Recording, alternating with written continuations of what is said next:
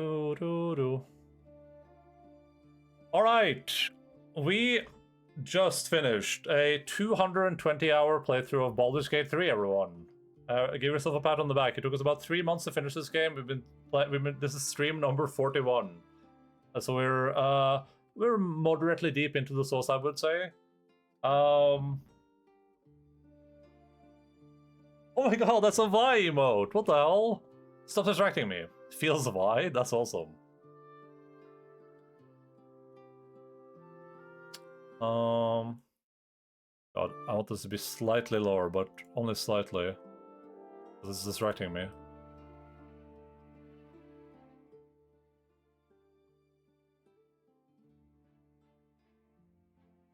I think, what, there's so many of them, what the hell? Sinheimer? Hate Think, what the hell? Yeah, those are also arcane guys, yeah. I think for overall impressions, if you're just talk about the game, yeah, we're gonna get to like to scoring it and everything at one point. But if you're just like, I just want overall impressions, I think the game is pretty good. I'll get into this in a bit. I don't necessarily think that it deserves the reputation that it has as like the best RPG ever or like the best game ever made. But I think I think that overall it's a very good game, right? It definitely deserves some of the attention that it's gotten.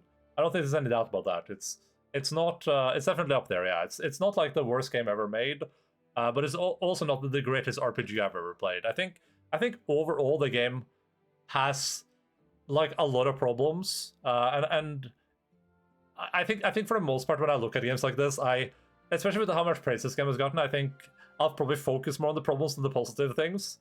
If it sounds like I'm talking negative about it, it's just because I think the negatives are more interesting than the positives for this game, probably. But overall, it's a very good game, and I think my opinion of it might be higher if I decide to replay it, and I see that it's actually like significantly different depending on your choices. Like, if I get to the ending again, I'm like, oh, look at all this different stuff happening. I think that's pretty cool. Though I can also see how the game can't be, like, drastically different, I guess. I think a good place to start is just, like, at the start of the game, where I would say,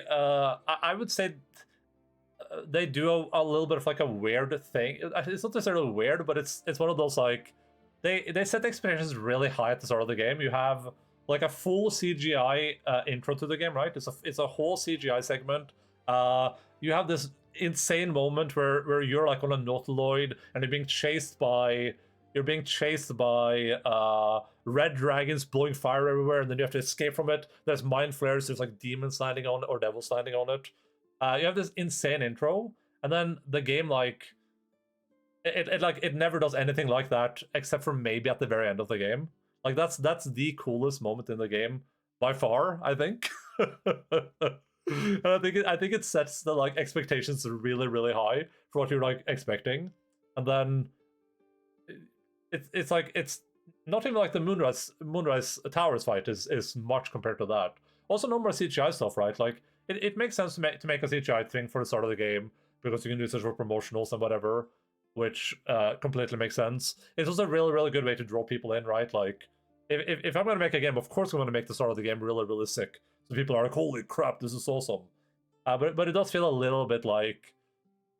I don't think false advertising is a good word for it, but like, it feels a little bit deceptive. You were saying too that like at start you could loot all the weapons of skeletons for the resurrection, but it only happened once. Yeah, and that's something I'll talk about too. That's something that the game is like... It feels like Act 1 is very heavily built compared to the other acts a little bit. But yeah, I think but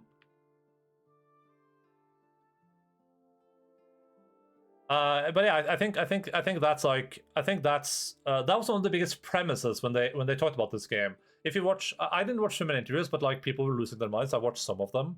And one of the one scene I knew about was explicitly the one with the skeletons. Because I had the most time and it was refined, also least amount of bugs. Yeah, and I heard Act 3 was like unplayable for a lot of people when it launched. Like people are like my save got bricked multiple times. People had to like restart their games completely. It was literally like you couldn't play the game basically, which that's a little bit sucky.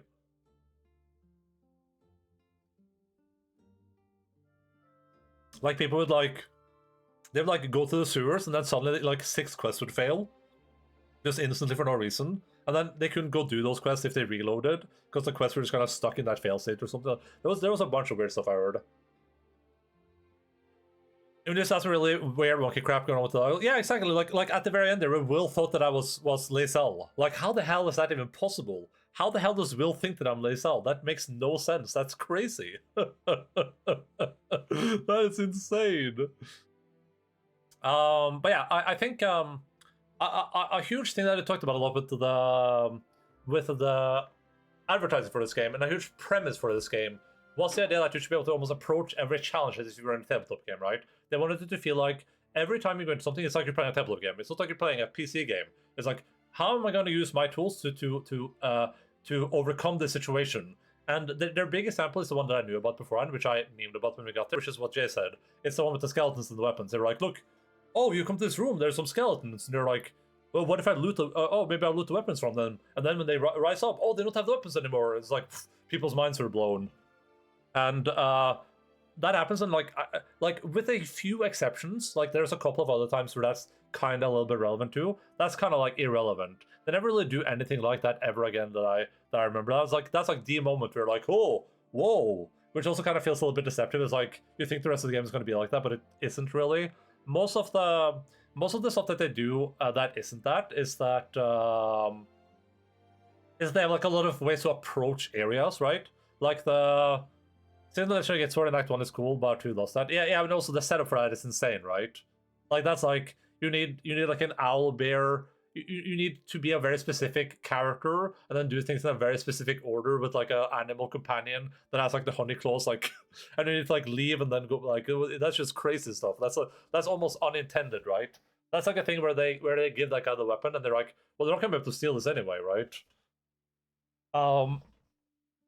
But yeah, what they did is that what they did, which is fine, is that a lot of areas have a lot of ways to enter them, right? Like the Goblin Camp in Act 1, there's like 60 ways to enter that Goblin Camp. There's like a hole, there's a door, there's a wall, there's a go in it normally, there's a jump over the thing. There's like a bajillion ways to go in there. And you can do it peacefully, you can do it, you can go there and kill everyone, and that's cool, but they never really live up to that,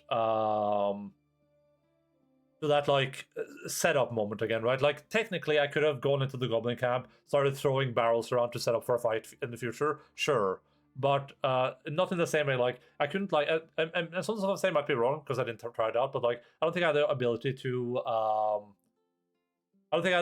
like poison the goblins' food or anything like that. I think I could have released the spiders maybe, but like that didn't seem like it would do anything anyway because the spiders weren't the same ones that attacked. But too, there was that bug event that I said before where you kept reloading all the stream because you snuck in to in there, then kill everyone. Yeah, and that's a part of the non-lethal thing. You could poison their rings. Oh, okay, there we go. How do you do that then? Is that like, do you have to like interact with something in particular, or? And I think unless there's something I'm missing in Moonrise Towers, I think Moonrise Towers is the same. For me, it's like Moonrise Towers has a lot of ways to enter the building. There's a lot of ways to get into the Moonrise Towers, but I didn't see anything special I could do there really to like drastically alter some outcome. The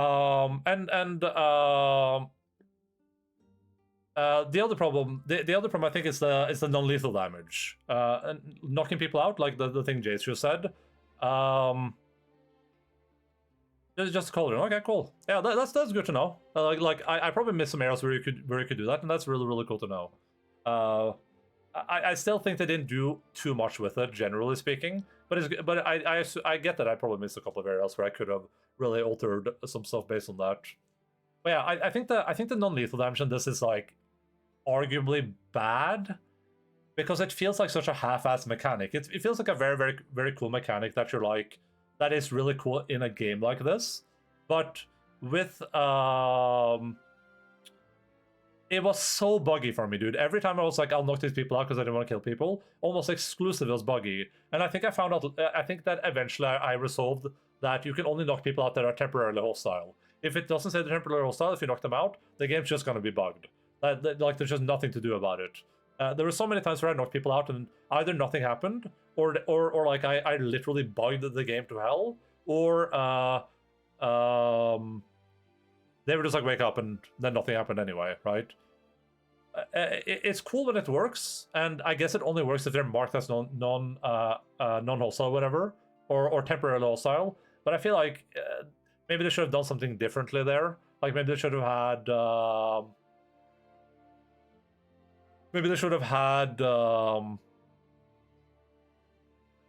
that be like a choice at the end of a fight or something, like, oh, I'm gonna knock you out, I'm gonna spare your life.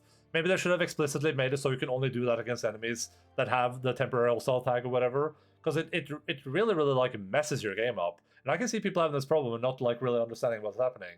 So we had the two times that stand out for me, also one Jace mentioned, but it's also one before that. When we were in the Dwargar place, right, and we were fighting the Drow, and we had some of the Dwargar on our side, we had a bunch of the Surf Nebulans on our side. We fought, and I was like, you know what, I'm just gonna knock them out. I'm just gonna knock all these people out. So I knocked all the people out, and then the battle ends, and no one talks to me. Like, I talk to them, and there's like, rah, rah, rah, rah, rah. It's like none of my quests progressed, nothing. It was completely stuck. I tried to kill one of the people on the ground. Everyone is hostile immediately. Like, all the people present are hostile. So I'm like, okay, let me try reloading. I didn't want to save scum, but I reloaded, and then I kill everyone. And then immediately, oh, thank you for freeing us, and blah, blah. Like, it fixed all my problems immediately. And that feels a little bit silly to me. Because someone might just play the game, they'll just be like, oh, okay, good, we did it, and then just like leave, you know what I mean? And the time Jace mentioned was the when you're about to enter Baldur's Gate for the first time, you're stopped by a Steel Watcher, and it's like, hey, you are this person, you're coming with me to prison. I was like, no. And then we do a fight. I non-lethally take out everyone except for Steel Watcher, of course. So I knock everyone out. And then I try to enter Baldur's Gate, and just invisible guards start spawning. They're like, hey, you violated the law, you violated the law, come with me, you violated the law. And there's nothing I can do to avoid them except 24/7 stealthing. Like, if I'm not stealthing 24/7, invisible guards spawn, and they immediately like, you violated the law. So now I'm like, okay, what's happening? I try to go sleep, I wake up. The guards outside are awake again. They won't talk to me, though. They have nothing to say to me. They're just completely like blank-faced. I can walk right past them. I walk past the barrier again. You violate the law. Just start spamming it. And it's just like, okay. So then I reload. I kill everyone. Perfectly fine. No one has anything to say to me. Which is also weird, right? Like, I just murdered a bunch of guards. But yeah, I just murdered everyone. Game's completely fine.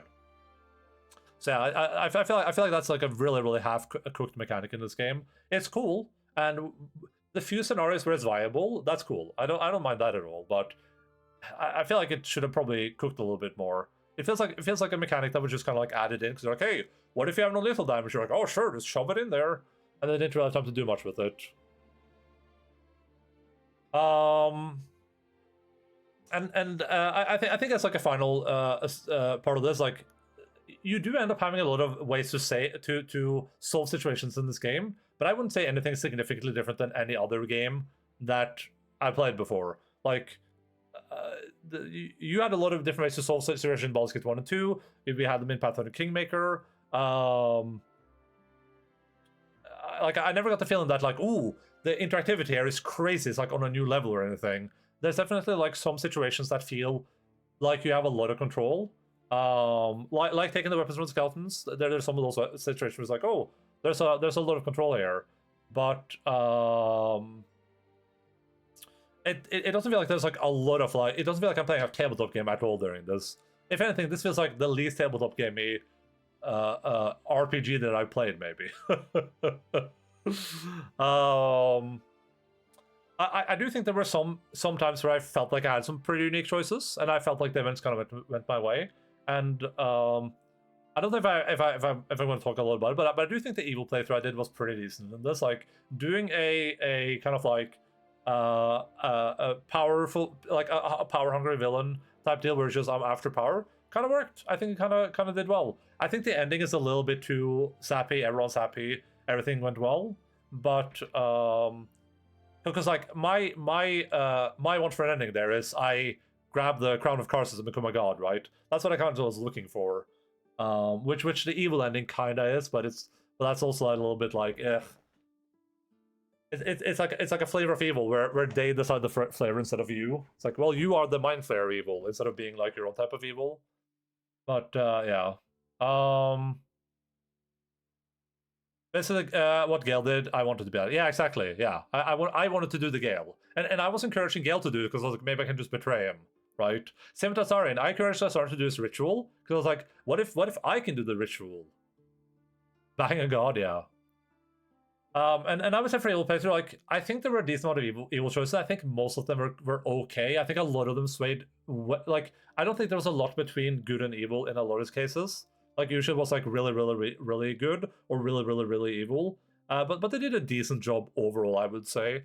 I think the only thing is that like I don't see how a full evil playthrough, if you can do the ritual as a vampire. Oh, you can be a vampire. Okay, now Saren turn into a vampire. Is that what you were keeping your wizard virginity for? MC was going to be the god of virgins. Yeah,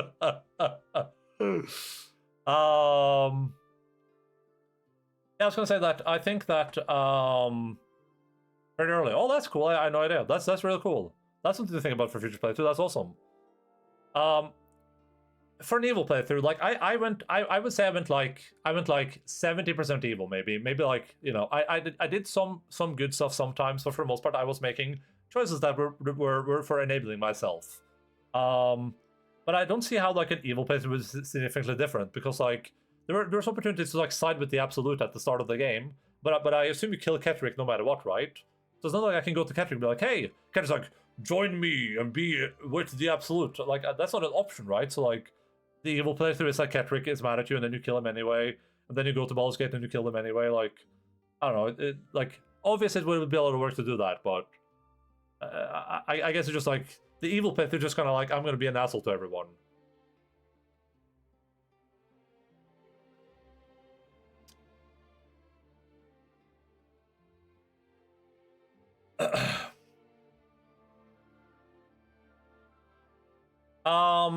I think that to the game's detriment a little bit, this one is like a rough one for me because it's a little bit hard to quantify it in my brain. But this game was designed to be really dense. Like if I had a map open right now, like, you know, if the map is the entire width of the camera, right? The entire width of the camera, that's the entire map, and that's like huge. But when we spent like this big of an area was like a whole stream to explore because it's so goddamn dense. You can start with Ketrick, but I think you'll end up fighting. Yeah, because I kind of did that. I was like, Ketrick was like, go do this thing, and I was like, sure, Ketrick, wink. And then I betrayed him, but I figured that even if I didn't, it's not that the game can account for you being with Ketrick. It would be cool if it became like the other two betray him, and it becomes like a companion or something. But I just assumed that didn't happen because that seems like a lot of work. Yeah, the map is like really dense, with the premise being that from what I heard from design videos, and this might be wrong, this might be outdated, it might be they might be exaggerations, but I think the idea was that everyone that worked on the team, when they decided an area, they were kind of like incentivized to make it really special. It's like, okay, you're gonna make this area, like create hidden things there, like make secret notes, do a bunch of stuff to make this place interesting. What kind of ends up happening in the game is that the game is super dense, and almost everywhere you go is kind of interesting. And it's certainly better than like a huge open world that has literally nothing interesting in it, like some games are. But what kind of ends up happening to me is like because everything is so special, nothing is special. Every house you go to has a hidden basement. All of them have like hidden loot in the hidden basement. Some more than others, of course, but like it's just like a kind of like formulaic almost how special every area is. Every building that you enter has like 600 notes. There's like events happening everywhere to the point where it's just almost a little bit exhausting. Like if I was going to replay this game, I feel like the most optimal thing to do replaying is like replay it one time again, note it down where everything important is, where everything you care about is, and then just when you replay next time, just screw everything else. Just mark it on the map and be like, okay, I'm just gonna ignore everything but these important things because there's so much stuff in this game. And like good, I think the first abandoned village you get to is like a good example of that, right? You get this abandoned village, there's goblins there, you can fight them or not fight them, and oh. There's a hidden forge underneath one of the builds where it's making like a super, there's some cryptic text that is like, this is gonna help you make a crazy powerful magic items. Which takes a lot of time to do. You have to like backtrack to do it from the Underdark. When we got to that strongbox that was guarded by the Centauran people, the one that had the, I didn't even end up using that. It had the beholder in it, right? We get some options. It's like, oh, if you can open it or deliver it, but then if you deliver it, as far as I'm aware, because I looked this up at some point, if you deliver it, nothing happens. Like there's no. You get this in Act 1. It's a huge chest, and if you get to Act 3 and deliver it, nothing special happens. There's no super special reward. There's no super special encounter. It's just you just carry this thing with you for 2 acts for no reason, essentially. But then if you open it, there's just a flask inside and no information. You don't know what's in the flask. You don't know what to do with the flask. You can't roll any rules for the flask. And I was kind of thinking like, oh, maybe I'll get to later and I can like free the beholder and make a deal with it or something. Because in Baldur's Gate 1 and 2, or it is in 2, you make some deals with some beholders or a spectator or whatever. So I was like, oh, maybe at some point I'll get someone. It's like, hey, you have a beholder flask, don't you? I'm like, oh, but that doesn't happen. Like that's kind of like irrelevant.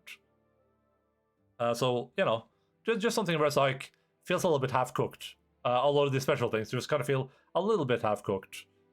And I think I think a lot of that just has to do with like the idea that they assume most people want to explore everything, which is normal in games like this, right? You assume that most people that play a game like this isn't going to go to every building, not going to go to every encounter. They're going to go to maybe like 30%, and then next time they play, they go to different places and say, oh, I got this thing instead, and that's fine for most part.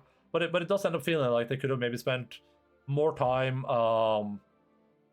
They could have spent make the game less dense overall, maybe, but have the denseness be more interesting where it is, and like have the individual quests that you run into be bigger and grander and more rewarding, rather than having like a ton of quests that don't really do much.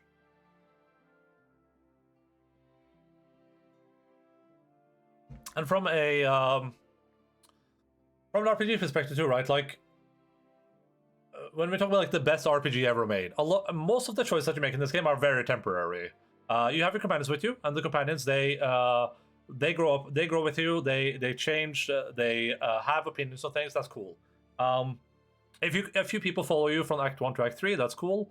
But for the most part, like most of the choices you make are just completely temporary. They don't really change much. Some of them seem like they might have like a grander,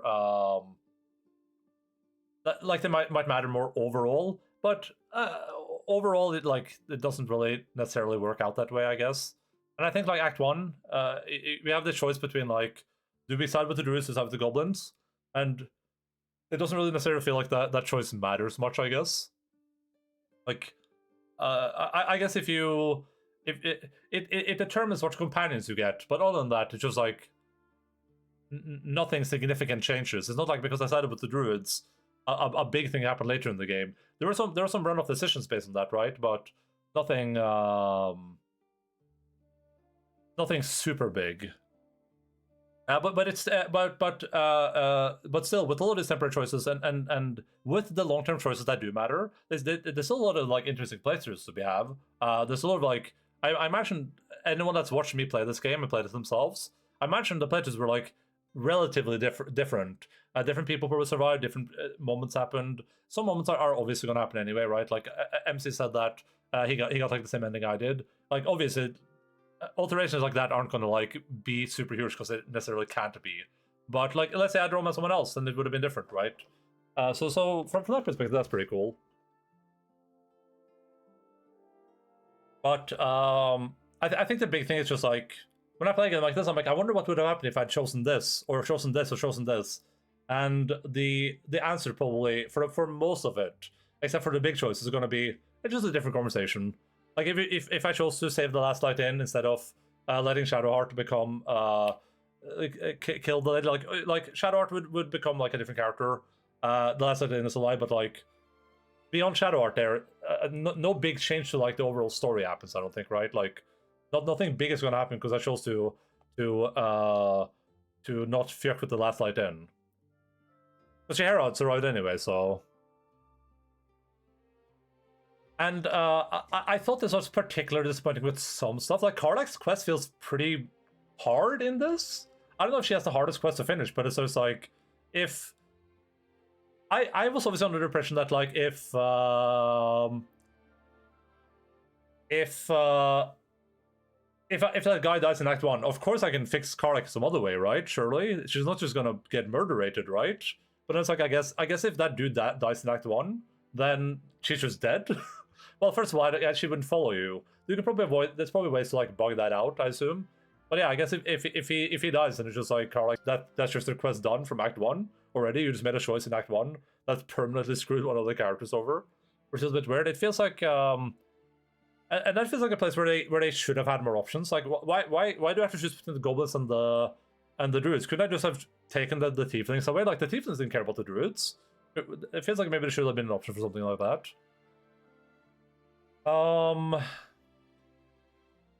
And to build on this, like, the last point I would make about this is just like, I think a big problem the game has overall. I wouldn't say this is like a massive problem with this, but I would say, like, overall, I had less fun than I might have had because of this. It's kind of the lack of information or being informed about things. The game gives you very little information. I have to Google some things just to be like, what are we talking about here? Like, who's Shar, right? There's a lot of stuff that I felt like I kind of had to Google. And there's a lot of, like, uninformed choices you have to make where it's like, it's not clear exactly what you're choosing to do. There should have been options to sell out the druids for the save the tieflings. That would be the good choice. Yeah, exactly. And that doesn't feel like it would have been hard to do either, right? Amazing. Amazing. What's up, mechanized minion? What's... Jesus. Hello, how are you doing? Let me give you a shout out. We're in the middle of my Baldur's Gate review. Oop. What is it? Ring of Skulls? Ring of Skulls. It allows you to summon skeletons. Wait, what is this? Gloomhaven? I got enough money. Yeah, it's 50. I mean, if you want to, like, spend the money, spend the money. Yes. Alright, sneaker, big sneaker. Do. Big sneaker. Alright, give me 1 second here. No! I'm sorry! You're fine. Well, like, nice. I played the tabletop game. I haven't had a chance to play the PC game though, but I might at some point. The tabletop game is really fun. We never got to ending though. To be fair, we played for like 100 hours something the tabletop game, and then we were like, we've had enough. How are you doing? How was Yu-Gi-Oh! Legacy of the Duelist Link Evolution? It's so much nicer, less effort to set up and clean up. Yeah, for sure. Well, we played on Tabletop Simulator, so not too much cleanup, but it still requires a lot of, like, manual busy work, even on the Tabletop Simulator version. Here, let me give you a proper shout out. I super appreciate the raid. Oop, everyone, please go give a follow. I'll even do the follow. Well, the game was good, just messing around with low-level monster builds. You do, like, Magic the Gathering videos and stuff, right? I'm pretty sure I've come across a couple of those. I don't play Magic the Gathering though, to be clear. I have no idea. I have no idea how it works. My only connection to anything Magic the Gathering is the guess the card, win the card shorts on on YouTube. That's what I do on my YouTube channel. A ton of Commander. Nice. I was like trying to, like, draw a recognition there. That's awesome. That would have been awkward if I was wrong. Like, Magic the Gathering? What the hell? I would never play that.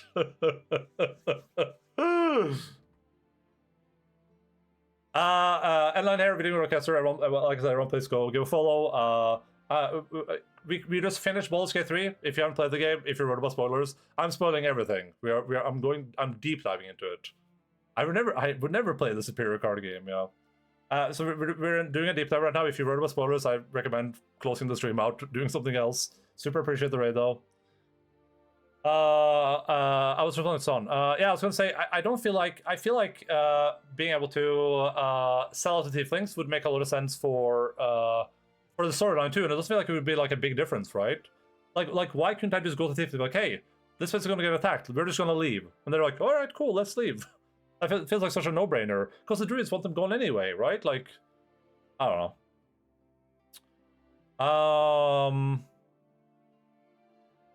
Oh yeah, I was talking about the information in the game. I feel like this is a situation where you don't have enough information, so you're making choices kind of based on intuition or on feeling. Despite the fact that if you were playing a tabletop game, right? Like if I was playing a real game and I had a real set of dice and I rolled them, then I'm like, hey, GM, do I know anything about this deal I'm making? And the GM's like, hey, make an Arcana roll. Oop, I dropped my screws.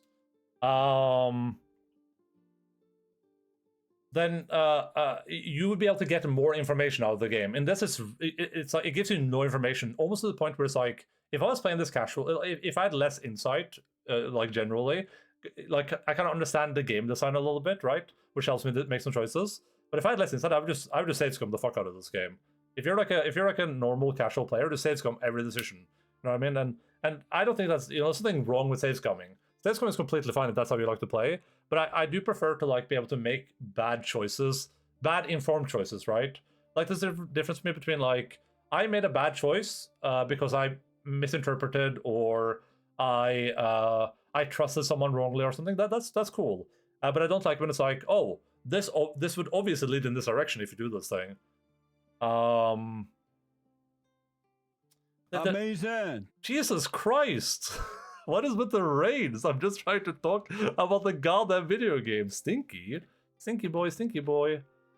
Dude, this is the third raid in half an hour, and it's the second raid in 10 minutes, 5 minutes. Wait, is the clip player really not working? Why is it being so weird today? 1 second. I think I had to restart it. Come on, give us a good corpse clip. Solid Raid want to make a double throw ball.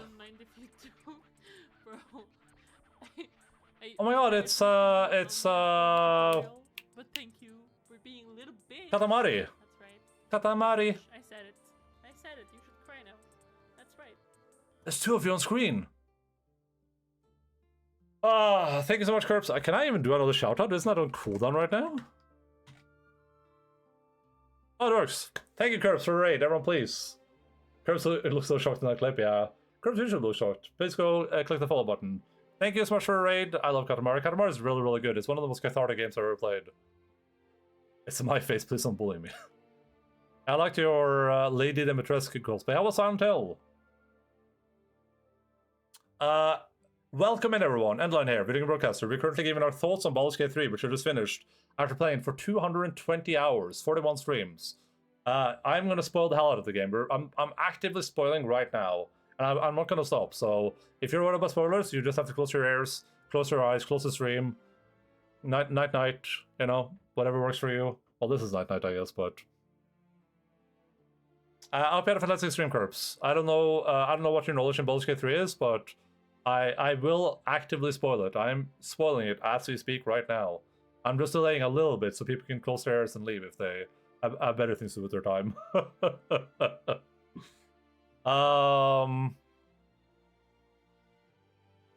Okay. We were talking about... I swear to God, if I get ready again, interrupting at the same point, I'm going to start losing my mind. We're talking about knowledge for roles. There's very, very little knowledge yet for roles in this, and a lot of the time it's like, it makes a lot of things uninformed. I remember we were in the Shar Temple, and we come across like a spider or something, and I walk up to it, and then, I guess it's a different type of problem. We do a couple of knowledge rolls. It's like a religion roll, an arcana roll or something, and they did give me no information, and then my option is just to lick it or something. And I was like, all right, I'll just lick it then, I guess. And it was just poisoned or something. When we did the Bali's cult thing, right? We deceptively make our way into the Bal cult area. We pretend to be one of the Bal cultists, and then we're faced with a choice: do we sacrifice someone or do we betray them, the Bal cult? And then I'm like, what's going to happen? I don't know what's going to happen with this. Like, am I going to make some irrevocable deal? Like with our illicit thing, right? I assumed that would have some consequence, and it did in the evil ending, which I feel is weird. We'll probably talk more about that later, but like, seems a bit weird that in the ending you're the most likely to do evil things with your brain bugs. It's one that punishes you for it.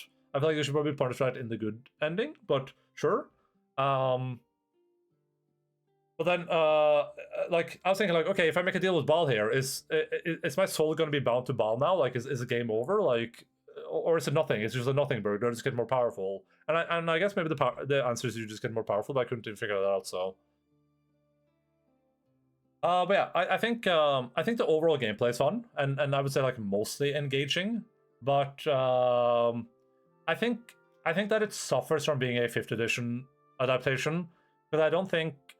One of the main selling points of 5th edition is specifically for a lot of people is specifically that it's like a rules light kind of do whatever you want system. Like the way 5th edition works for most people that play it is that I'm playing it and you know I'm a player, you're a GM, and I'm like I'm gonna backflip over this creature and like slice it in the air while I'm backflipping, aiming for its head, and the GM's like, okay, give me an athletic check to run, then an acrobatic check to jump over it, and then make a roll to hit. And then like you kind of make up dynamic situations like that. That's one of like the things people like about the system. It's very flexible in that. Well, I'm saying it is, but it isn't really. But it's supposed to be. That's kind of one of the things people like about it. One of the things when you hear people talk about it is they're like, I like that it's rules light. I like that it's just like you just make things up on the go. It isn't really like that, but that's what people like about it. And like this doesn't really take advantage of that. So what you kind of end up with is kind of this like washed out system for the game that doesn't necessarily like do much with the system it's based on. It kind of just becomes like a more generic version of that already, which, you know, some people probably like that. I thought it was overall good, but I think the good parts are like, I think that's Larian being pretty good at the type of design they're doing rather than 5th edition being good. Some stuff that works. I don't actually remember how this works in Divinity 1 and 2, but the movement system is good. That's a 5th edition thing. The fact that you can, like, I can move, I can hit something, and I can move again. You can't do that in stuff like Pathfinder. You can in Pathfinder 2nd edition by spending an extra, but in 1st edition you can't. So that's really good. Like, that really worked. Maybe you can do that in Divinity, I'm not sure.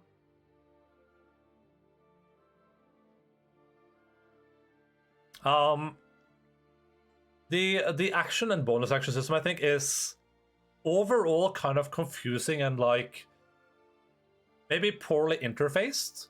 I feel like they should have had like a very clear, like, maybe they have this somewhere just to see it, but I feel like they should have a very clear thing somewhere that indicates how many actions you have left, how many bonus actions do you have left, right? Because it can be kind of confusing. When you get like multi-attack, you have multiple attacks if you attack. So if I run up to someone and I hit them, then I get more actions to hit them. But if I throw someone or something, well, I think throwing also counts as an attack, but if I dash, then I can't use the multi-attack anymore. For all of the bonus actions, right, I kept getting stuck on the same bonus action thing, where I used Quicken Spell. I'm like, oh, I'm gonna run over there, cast a spell, drink a potion, Quicken Spell. And I'm like, oh, that's a bonus action. So there's a lot of that that like feels like it's very, can get a little bit confusing. There's a lot of like action hullabaloo, I think. And like for Karlach's bonus attack, the one that Mad Pineapple told me about, I wouldn't have noticed that. I probably had that attack during the entire game, because I guess I don't even know what the trigger for it is. But basically, I after I hit, it unlocks an action on the side that lets me do her bonus attack for a bonus action. I never looked over there. It just because it's not on the bar permanently, so I just never looked for it. And I think the hotbars are a little bit small too, especially when you're playing like a Giga Mind Flayer, get all the powers that you want spellcaster. Like my bar was like at the verge of being completely full, and I barely had room for anything else.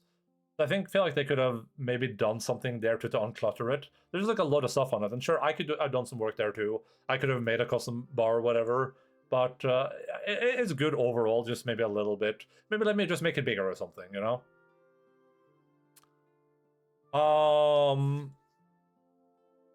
I think the overall adaptation they did is good, but I think, like I said, I think a lot of that is just Larian doing things. Like the weapon options we have, those aren't like a standard 5th edition thing as far as I'm aware. Like with Karlach had the blade that I can like hit someone with and like siphon their soul, or with like a spear you can like charge forward with it or whatever. I don't think those are normal 5th edition things, but those are good. They kind of give you some variations depending on what weapon you're using. Can probably be used for some different types of situations. I think the game had some. I think the game had a lot of good fights, but I think the pointless fights were like overall a problem, especially when you're exploring everything. Like the game started out really, really good with almost every fight being like a near-death thing. It was like I was struggling to stay alive.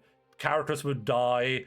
Healing resources were limited. I was like traveling back and spending my limited gold to raise people. I was careful with using health potions, and I didn't have too many health potions at the end either. I had a good amount, but like I wasn't overflowing with them.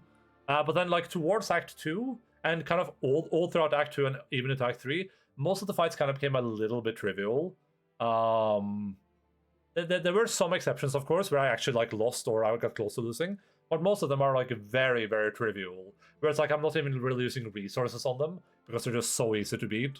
And that might be like a party composition difficulty thing. I mean, I was playing on tactician difficulty, so not the hardest difficulty in the game, but like still pretty hard difficulty, more than most people. I think like 5% of the people had the achievement or something. So, and I think the problem with this, especially, like I think some stuff is too powerful. Like barbarians are too powerful. They are like that in 5th edition too. The fact that you can become you can take half damage from all attacks except for psychic is so powerful. It just means you can keep going and going and going and going infinitely, right? I had encounters that were almost single-handedly won by Karlach. Some of them were won by Karlach, where everyone else died, and it's just Karlach hitting things and killing them. But I think part of the problem is just with spellcasters, which is kind of you can kind of use all your powerful spells for every fight if you want, and then with those powerful spells you can kind of trivialize most encounters. I think if you really want to, like let's say every fight I went into, I just cast Plague of Insects or Insect Plague and Cloud Kill or whatever with Karlach and with my character. Just instantly cast that. And now we have like a giant AoE field that all the enemies are going to take probably at least like half their health of damage in, right?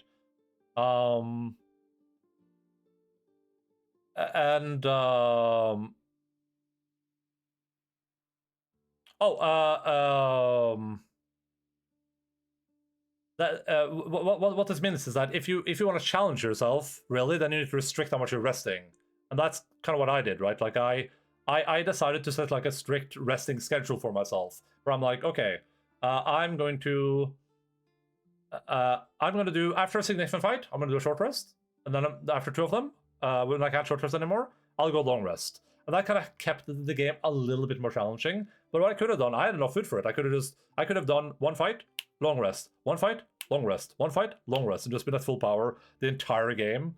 And I think part of the problem with this is just like your resources aren't limited in a significant way throughout the game at all, almost. At the start, you have a sense of urgency, right? You have a mind flare in your brain. You got to fix this immediately. But then you're not. There's no urgency actually, because nothing's gonna happen. You could just keep resting over and over again. And I don't know if there's any point in the game where that's not true. I didn't encounter it at least, and I think I rested a pretty good amount. I rested more than I would have liked to.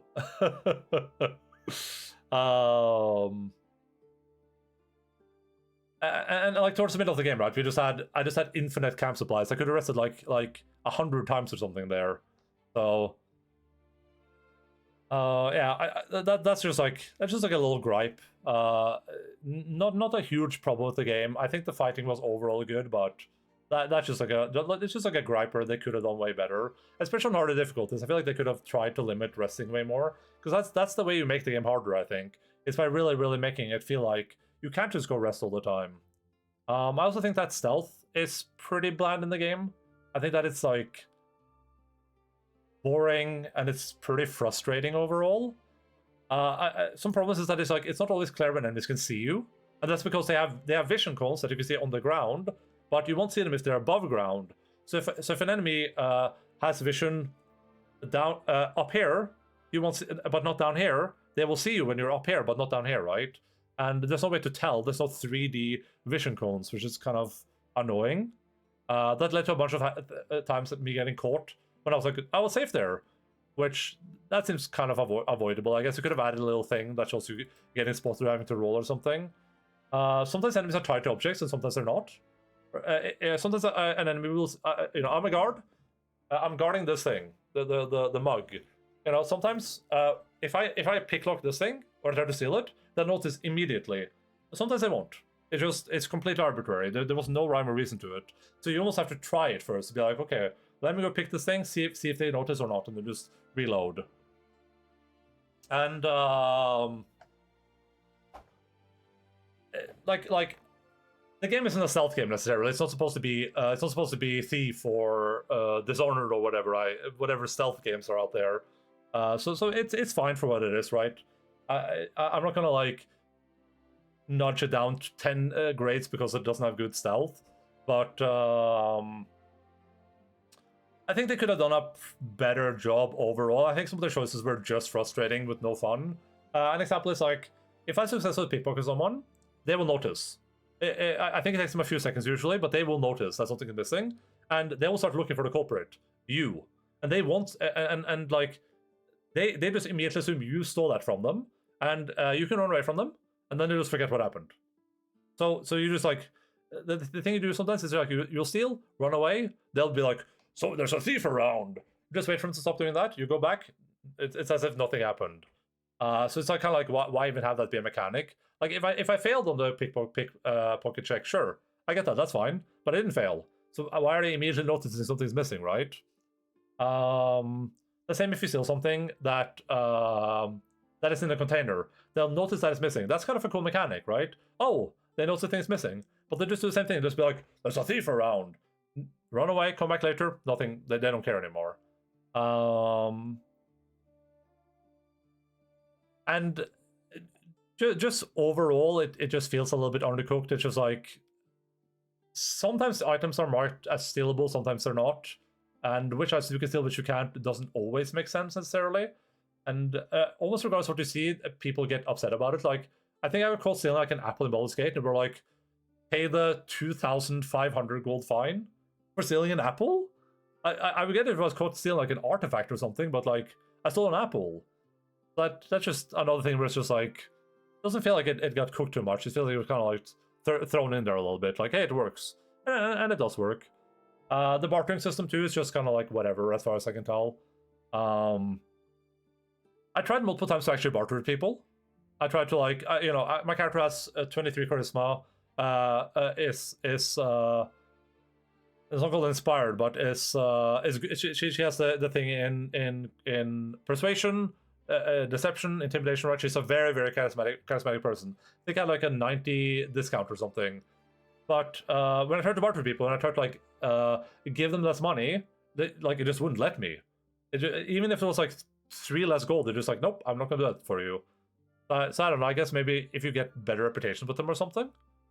But that's also like a weird system in the game, because you can give if you choose to sell your stuff for less to a merchant, they will like you more, and then they will give you discounts. But the problem is that most of the vendors in the game are temporary, meaning that the guy meets the halfling from the starter place doesn't show up again. So I could have spent a bunch of time and wasted gold to make that guy like me, so I get discounts for him, and then he just disappears. And that's like, there's probably some vendors, like if you make the tiefling survive all the way to Baldur's Gate, maybe all of them, maybe you can benefit from it, but like, that feels a little bit stupid like a system. I think another, and I've complained about this so much that, people that have been there, you've heard this a billion times, but I think another huge issue, something that maybe casual players don't care about, but I think they probably should, is the descriptions. Ability descriptions, item descriptions, spell descriptions, they're just really, really, really, really bad. Like, they are unbelievably bad, to the point where it's like inexcusable how bad they are.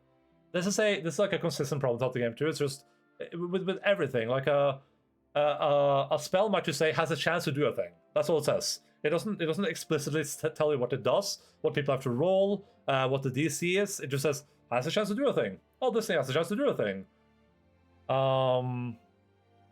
the first time I really encountered this was the Susur dagger. We did that big quest. We crafted a dagger, and the dagger says silence on hit. When you hit an enemy, they are silenced. That's what the dagger says. That's all it says. It says that when you hit an enemy, they are silenced. It doesn't say it has a chance to silence. It doesn't say it has a chance to silence with a DC 13 wisdom check. It just says silences on hit. That's all it says. But the reality of the Susur dagger is that it like I was like, oh, this is way too powerful, right? There's no way it just silences when you hit. I googled it. It's like, oh no. When you hit someone, they attempt like a DC 12 Constitution save, or they're silenced, right? Like, why doesn't the dagger just say that? It makes no sense. It's lying to you on the tin, right? The same with spells. Like, generally, spells are described really poorly. It's hard to see how big the areas are. It's hard to know what the distance is. For any of the spells, like how far can you cast it? How big is the area for it? What's the save for it? A lot of that stuff feels a little bit obscured. Some of them just, like Glyph of Warding. Glyph of Warding just says like, Glyph of Warding is a spell that to create 7 different effects, like elemental damage, push people back, put them to sleep, stuff like that.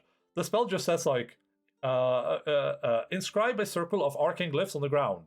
When stepped on by an enemy, the selected magic effect will trigger. That's all it says. It doesn't tell you what the magic effect is. And bear in mind, if you're a wizard or a sorcerer, like in my case, when you're on the spell selection screen, right, you leveled up. That's all you have.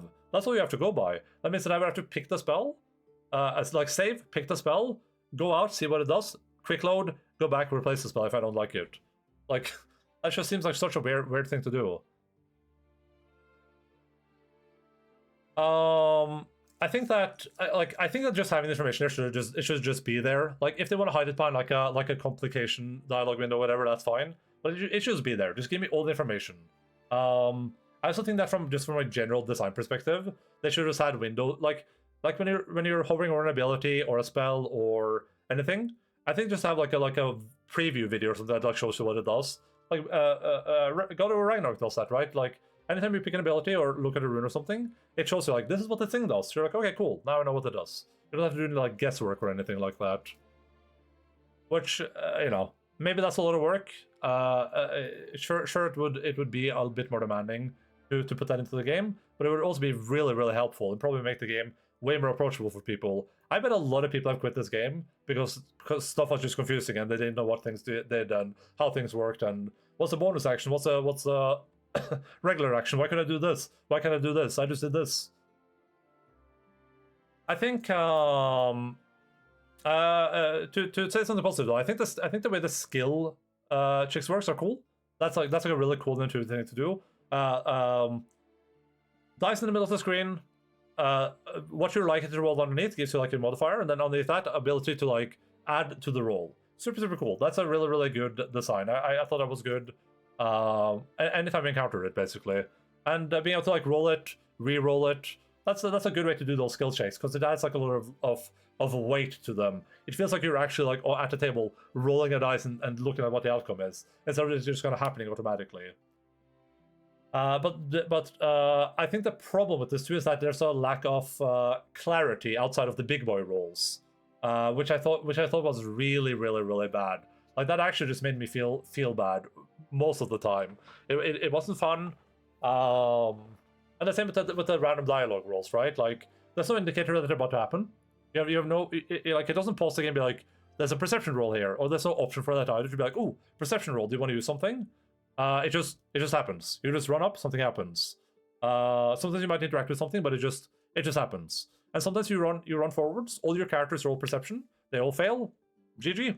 You know, if I had known, I could have equipped the shield on Shadow Heart. I gives response to perception. I could have cast guidance on someone. I could have used lucky. That's all I could have done. But because the game just throws them at you, there's just nothing you can do there.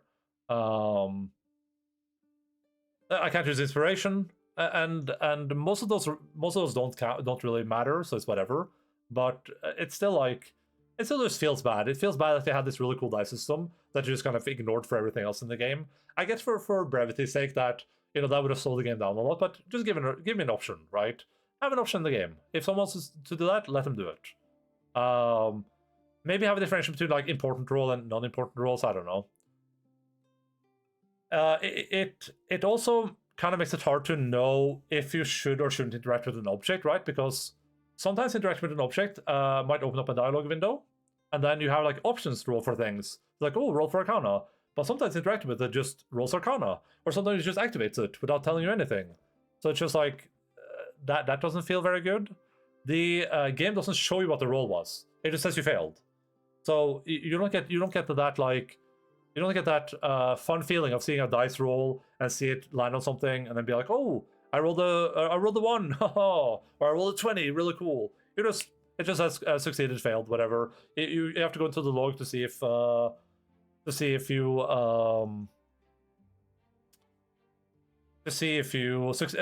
actually rolled, to see what the difficulty was. All that's just in the log, and the log is like really, really cumbersome to use too, because everything goes into the log. Especially if you have the statue on you, which is also a really stupid choice. That Sylvana statue that like everyone you walk past gets the buff, so your text is like got the buff, lost the buff, got the buff, lost the buff. That's also really stupid. I feel like they should have had way more clarity on that.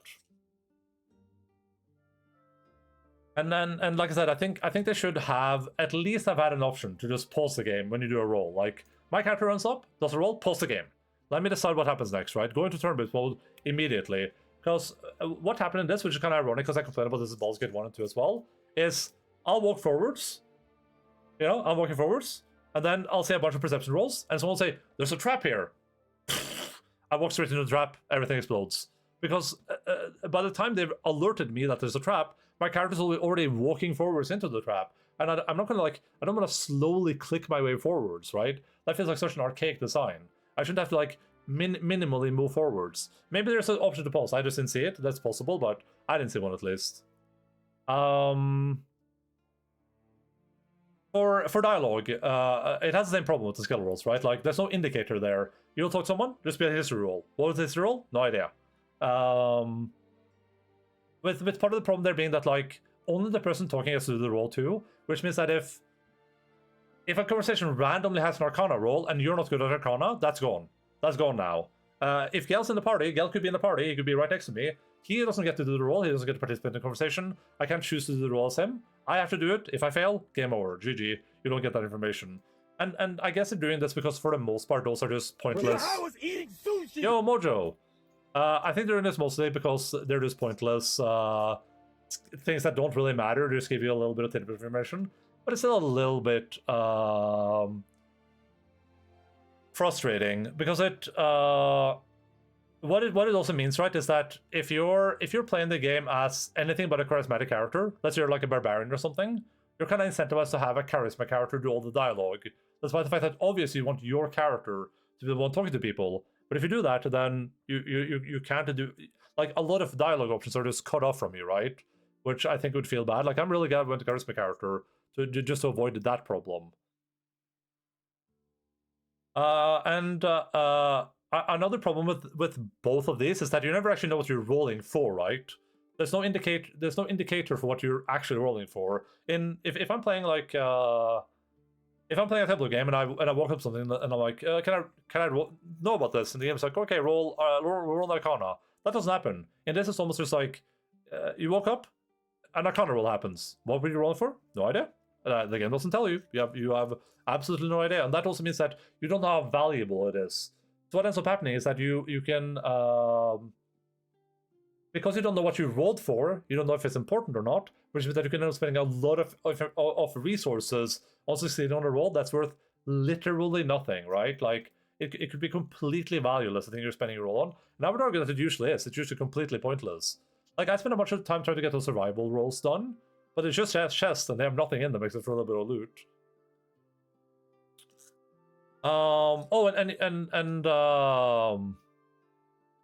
I said this before, but like, the idea behind doing rolls in a game like this is that you will get useful information, right? You roll because the thing is useful to you. A good GM running a tabletop game for you, running Dungeons and Dragons, Pathfinder, whatever, they will never make you roll for something useless, unless they've explicitly said it's useless, right? Like, if I'm like, can I know more about the Astral Prism to the GM? Then you're like, sure, roll a DC 15 Arcana roll. I roll, I get a 16. The GM wouldn't go, oh yeah, it appears to be some sort of magical device. Like, that's completely useless. That's useless garbage. if anything, there's two alternatives there. One, you say the DC is 30, but if you roll good, I'll give you like some information or something. Or two, you just don't let him roll. You're just like, oh, it's a magical device. You just know it's a magical device, right? Doing the middle there, where it's like you roll, but the information you get is useless. That's really stupid. And I think we had the epitome of this in the House of Hope. I woke up there. There's a soul pillar. I woke up to it. I'm strolling up to it, and I click it. Arcana roll. Oh, or I don't think I click it. There's an Arcana roll. I'm like, whoa. There's a soul pillar here, a giant pillar of souls. So I'm like, oh, it's some sort of hellish device to open the portal to hell. Yeah.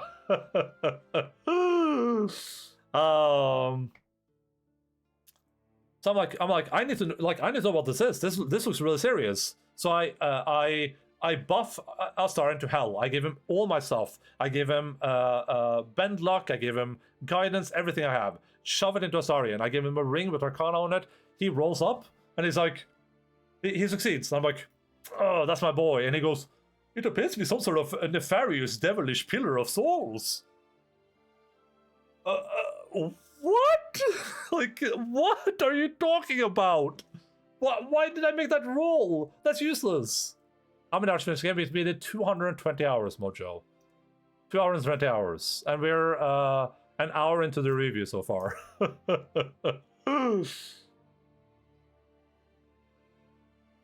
But yeah, that in particular, I think is really, really, really bad, because it turns out those pillars were important. There was a fight later where those pillars played an important part. Why don't you just let me know what they are so I can like use that for the fight, right? If make it a DC 30 or something, make me use so much resource on it. Let me get information. You know, it could be like, oh, now you know what these are. You can preemptively destroy them. If you destroy this now, then when the boss shows up, he'll be less powerful. And I would say this might be like my least favorite part of the game, all this stuff, like those random rolls, because they took up so much time and were usually completely useless. And when I failed, I had that urge to save scum. I was like, fuck it, I'll just save scum. But then, you know, it wouldn't even be worth it. I would just be wasting more time. Oh yeah, and the other issue with this is like, sometimes these rolls, sometimes you do a roll that was just completely useless. Sometimes sometimes rolls don't even do anything, right? Like like I said, the promise should be if you roll something, the DC determines success or failure. If I'm playing the game, I say I'm a barbarian, and I'm like, GM, I want to intimidate the king to release the prisoners. The GM goes, okay, DC 20, and I roll. The GM doesn't go, I roll, it's a natural 20, critical success. The GM wouldn't go, the king says, ha, I'm not going to release them, you bitch, right? It was a DC 20 to intimidate him, I intimidated him. He is intimidated, I won, he lost, right? And the game fails at this so many times. We had the example really early in the game with that shape-shifting ox dude. I go up to him, I consume my drinking animal speaking potion, and I have 3 options. Charm or persuasion, deception, and intimidate. I intimidate, because that's what my character does. And then he's like, I'm not and I succeed, to be clear. I spent resources, I succeed. I'm gonna use an inspiration or something. I succeed. It's a pretty hard check at the early levels. And he goes, I'm not afraid of you. And then I was like, oh, that's stupid. And then someone in chat, I think, said like, oh no, you can't convince this guy to like do something. So I was like, okay, let me. Also, it's so just he doesn't care about intimidation. I tried the other options. Nothing. I succeed on all the rolls. Nothing different. Meaning that this creature has like a check against it that's valueless. You intimidate, does nothing, right? Super stupid. Same a lot of other times, like the Tusk Grot guy that was guarding the guild hall for the thieves people, 9 fingers. I walk up to him. He's like, you can't be here. I'm like, intimidate. He's like, all right, you can be here. I walk around a little bit. I'm about to leave. He's like, ha, just kidding. I'm gonna stab you now. It's like, dude, I intimidated you. You're afraid of me. You shouldn't do that. And I guess as like a last point to this too, it's just, it is kind of hard to know what the dialogue options are sometimes. I heard Veilgar has like a cool icon to indicate what you're doing, which I think would be good in this. Sometimes it's like, am I being funny? Am I being sarcastic? Am I being an asshole? Serious? Like I almost had accidental sex with Shadowheart, because I was like, I woke up to her and she's like, "Hey, you want to have a drink?" I'm like, "Yeah, sure." And then she's like, "All right, let's meet later under the blankets and have sex." I'm like, what? It's just one of those like, I thought we should have, I thought we were just gonna have a drink. Another kind of like point to build on this is the lack of 219. Yeah. Another point to build on this is the lack of knowledge from monsters. That seems like such a no-brainer for me. We played Path of the Kingmaker, and I might be misremembering here, but I don't think I am. In Path of the Kingmaker, when you encounter a monster, you can roll knowledge for it, and the knowledge will tell you what the monster is. It will tell you what abilities it has, what it can do, stuff like a lot of information about it. That's super cool. In this, there's no there's nothing like that at all. Which means that you will encounter something, and it's just kind of like, what is this thing? Like, my characters would probably know. If I was playing on the tabletop, I could roll for it, right? My GM would let me roll and be like, oh, that's this type of thing. But it just can't do it, which first of all feels bad because it feels like your characters should know, right? Like, my characters should probably know what a Displacer Beast is, right? They should probably know what a Displacer Beast is, or at least be able to roll for it, and then be able to tell me, like, oh, this is how it works. Just have, like, a blurb, like, a Displacer Beast is this thing. Because that kind of, like, builds on the world, too, right? It makes me understand what things are. What is a Mind Flayer? Well, I don't fucking know. Maybe have a little bar that, when I right-click examine on a Mind Flayer, right? We ran into those kitties in that Temple of Light place. They were ambushing me, but I caught them in the ambush. So I right-click inspect. I can see some abilities, but then I don't know how they work. I don't know what they are. Are they evil? Like, maybe I should just avoid them. I mean, there's no way to know. I think the class variety was good. I always said I just played one class, but like all the classes felt fine whenever I had a chance to play the other characters. That's pretty cool. I think feats are fine. Probably could do something to make the feats more interesting than what they currently are. Feels like there's a lot of feats that are just kind of like why would you pick this? But I guess it's just there to add to the feat selection list, so people feel better about it. Because there's some feats that are just very overpowered, and some feats that kind of like do nothing, almost.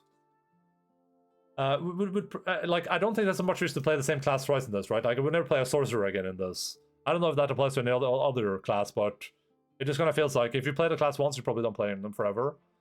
Leveling up is fun, but it's overall uninteresting. The it has two problems, which is one, it's hard to tell like what you have when you level up and like what you've gotten per level, because there's no indicator of like. Again, in Path of the Kingmaker, I think there's like a thing that says like, oh, level 1, you got this. Level 2, you got this. Level 3, there's nothing like this in this game as far as I can tell. So you end up in like a little bit weird situations where it's like, I was on a Asari and I was like, oh, this thing will let me be proficient with a save. And I'm like, but am I proficient already? I don't know. Like, would the game tell me? I'm not sure. So I went like looked it up and it's like, no, like at least like on Google it said, oh, you're proficient already. I'm like, okay, I'm not gonna pick that then. But it's like I just couldn't find it anywhere. It was just impossible to find. I think continuing on the gameplay aspect, I think that the itemization was decent.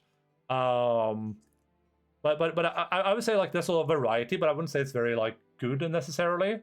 There's a lot of items to find and that you can play around with, and I imagine there's a lot of like different crazy builds you can do knowing all the items you get. Like you can go full electricity or full heat or full momentum or anything crazy like that. That's cool.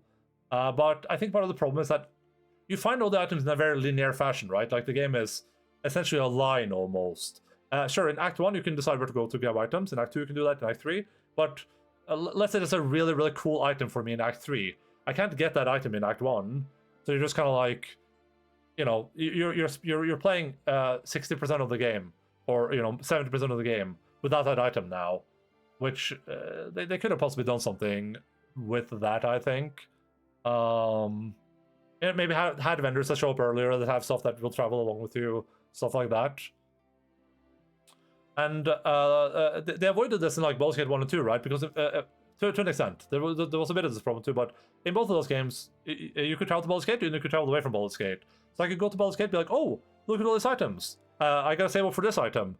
Leave Baldur's Gate, come back later, buy the item, right? And that's something that maybe they could have done in this. Right? They could have given you more potential to see items and be excited for them. Be like, oh, this vendor is selling the Cloak of Shapeshifting for 4,000 gold. Oh, I want that so much. I gotta go save up and take all the gold. because I was just kind of hoarding for no reason, right? I ended up with probably 150,000 gold spare if I sold all the stuff I had spare. And I bought everything. I bought the statue. I bought the painting was free, I think, but I bought the statue. I bought every magic item I could find. I still had so much money to spend, like an impossible amount. And sure, I hoarded a little bit too much, but I can't really know either, though, right? Like my hope was that when I got to Baldur's Gate, I would spend like 1 million gold. I was hoping there was an item there that cost 100,000 gold. There's some like a ring of wishes or something crazy like that, right? And I think the items for the most part are pretty boring, a little bit too generic, because all of them just kind of give you a passive buff with some condition. It's cool, like I said, like it lets you do some stuff, but I think in Dungeons and Dragons 5th edition, as far as I'm aware, they have an investment system where you have to like invest in items. So if I get a new chess piece, I have to invest in it in order to use it, and that means that you can't just take it off and replace it with something else. And then you have to invest in that new thing if it's a magical item, right? And there's no limitation like that in Baldur's Gate 3, which ends up creating some weird situations. Like one of the best ways to play this game, by far, is that you have multiple magic items that can be used once a day, right? On my main character, I had like 4 different gloves, 4 different necklaces, and then you go to battle, use the necklace. The next fight, take it off, replace another necklace, rinse and repeat, right? They could have avoided that by just making the items be more permanent. Be like, okay, this is what this item gives you, but you have to use it over the day. You can't just replace it with another item. That would have been a little bit more interesting, I think, for me at least. There are also some weird bugs that I feel like should be solved. All the items that gave you plus 2 hit for me were completely bugged, or most of them. What would happen, and I have a bunch of, I don't have any clips of it, but I did this a bunch of times, is that I would equip an item that, let's say my plus 2 hit is 20. I equip the item that gives me a plus 1 to hit. My plus 2 hit goes down to 19. Then I take the item off, and it goes up to 21. And then I replace it with some other gloves, and it goes up to 22. And then it goes down to 18, and then it's like 25. It was completely weird. It would fix itself on the reload, but that's just like that's just like really scuffed, I guess. I think also the I think a lot of the loot was very pointless in this, kind of disappointingly pointless. The loot we got that was legendary or epic or whatever was for the most part really cool, but you do end up going through a lot of trouble sometimes. Going through a dungeon, maybe finding hidden passages, and it's just like, ooh, what's this? Oh, it's a +1 spare. Alright, cool. I have 150 of those in my inventory already, but that's cool, right? They could have they could have probably fixed that by maybe instead of having less of the same generic loot, they could have had more interesting loot around. Maybe make that loot be worth more, so you're not just looting a billion spares. I don't know. And the same with like useless junk. I can have the problem with that too. Like they could have made it so that magic items are worth a lot and that jewelry and stuff is worth a lot, but instead like a lot of stuff was worth a lot. So if you're playing optimally, you end up picking up a lot of useless garbage that you can sell for a lot of money, but it's eventually just like it's just taking up a lot of time, right? Like there's so much stuff I looted that I would, if I, in hindsight, I could have looted 100,000 gold less loot, right? Which is a lot of time spent looting. That might have been like 30 hours of looting, maybe, unironically, right? I think they could have solved that just by making mundane equipment worth nothing. It's like that. This is worth 5 gold or whatever. Because my cup was 10, but you know, this is worth 5 gold, and just making magic items be worth 1,000 or something, and just minimizing them a little bit. That would have been more interesting, I think.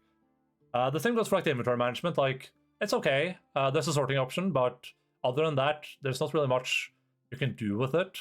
The sorting option has the problem that like if you try to organize your inventory in bags like I did, I can't really sort. But then also if you're sorting, like stuff will still get lost in your inventory. The fact that you can just return to camp too kind of makes the hoarding easier to do, because you just hoard and then you return to camp, then you hoard and then you return to camp, and you have infinite storage there, right? So there's never any reason to not hoard. And part of the things that's weird for me is that like they have automatic organization. If you loot food, it goes into the food into your food bag. If you loot alchemical ingredients, it goes to the alchemical bag. But they didn't. They could have let you maybe set that up like a loot filter or something. That's like, oh, looted armor immediately goes to Carlac in Carlac's bag. Stuff like that could have made that problem a lot easier. And they have that system in the back end somehow. So just to say that would have been too hard to set up. I don't know. Yeah, that would have been interesting for sure. And I think that's one of like the kind of the last mechanics for the most part. The crafting is like super undercooked and unnecessary. I think this is like something they absolutely shouldn't have spent time on. It feels like a system that's just kind of in the game that most people probably forget is in the game, that they don't use, that's just kind of there to be there. The part of the problem is that there's already so many consumables in the game, right? You get an infinite amount of consumables. I had hundreds of consumables. I sold most of them. And the second one is that the way to get gathering materials is just kind of boring and pointless. It's just, you walk around, oh, there's resources there. And as far as I'm aware, there's nowhere to farm resources, right? Like, let's say I need a superior healing potion. I can't really, like, craft that reliably. I can't go into the wilderness and, like, be like, ooh, I know that the marrow bloom grows over by the river, so let me go grab that. I know that the fogtail mushroom is in misty caverns. Let me go grab some fogtail mushrooms to make my superior healing potions. Just kind of like whatever you have lying around, just make it into something. So, I don't know. It's just whatever. And it's kind of weird because they did have a form of a complicated crafting system, right? When you craft the Susur dagger, that's like a forge that you put materials into. That's kind of cool. I wouldn't mind more of that. That would have been interesting to see. Would have been something that you could have maybe done to enhance your weapons or make other interesting weapons and stuff like that, but that's not the case, right?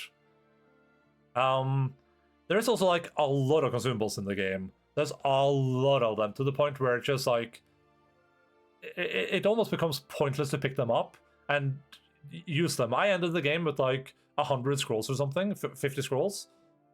If I used all of those, that's like several adventuring days worth of scrolls, and those are the most powerful ones. I kicked everything else out. I probably have like 500 scrolls if it wasn't for that, right? Same with like potions. You just get so many of them to the point where you like you don't even know what to do with it, and it's a little bit unnecessary. I don't even see you using this in honor mode necessarily, because it's just like you already have so many resources, so why do you need more? I think it was a really good idea, and I said this multiple times, to make it so that all of the things that you do don't give you XP. In Pathfinder Kingmaker, in games like this often, it's like everything you do gives you XP. Oh, you picked a lock? XP. You disarmed a trap? XP. You did this? XP. XP. In this, they avoided that, which is really nice, because that means that you don't feel forced to lockpick everything in the game, right? I think in Pathfinder Kingmaker you get XP if you pick it, but not if you open it with like a key or whatever. But in this, you just get XP for like very clear things. It still has the problem that obviously you get XP for killing things, so you end up kind of wanting to murder everyone, especially early game. Like there were a bunch of times where I picked fight just because I wanted the XP, but at least they avoided the problem of like people spam picking locks because they want 10 XP every time they do it. That was pretty nice. I think combat was overall like fun and varied. They had there's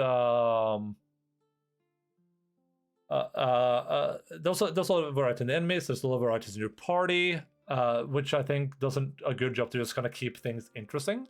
The enemies are generally good at engaging. You have ways to choose how to engage with the enemies. You can set up situations where you can set up circles. You can plant explosives if you want. I didn't do that too much, but you can do that. You can try to get behind to shut them down from buildings. There's a lot of stuff like that you can do, which is cool. Overall, like I super enjoyed that. That's like a cool part of the game that I think I'll enjoy on replays too. I think the best encounters were the ones that were hard or like had any like specific interesting objectives in them. Those were ones that I liked the most. Like the time battles were super cool. I think underwater prison fight, like you have 5 rounds to do your thing.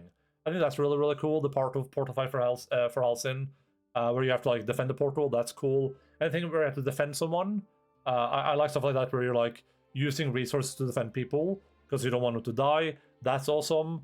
A little bit frustrating when they get themselves killed by running into AoE, but hey, that's a different problem. And the boss fights were overall good.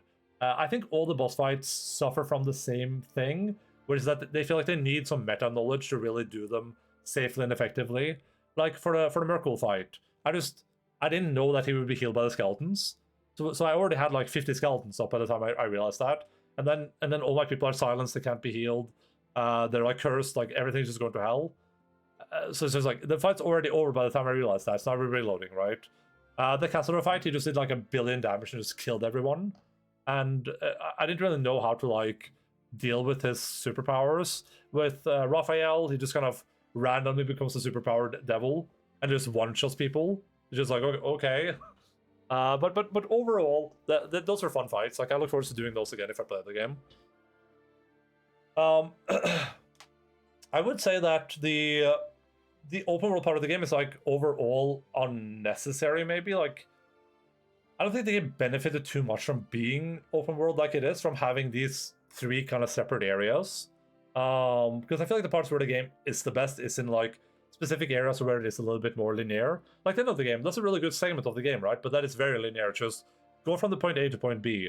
And maybe it could have benefited from doing more of that. Like, instead of having, you know, let's say 5 big open maps, they could have had, you know, 40 smaller maps that you can go through that are like way more specialized and can have these type of challenges in them.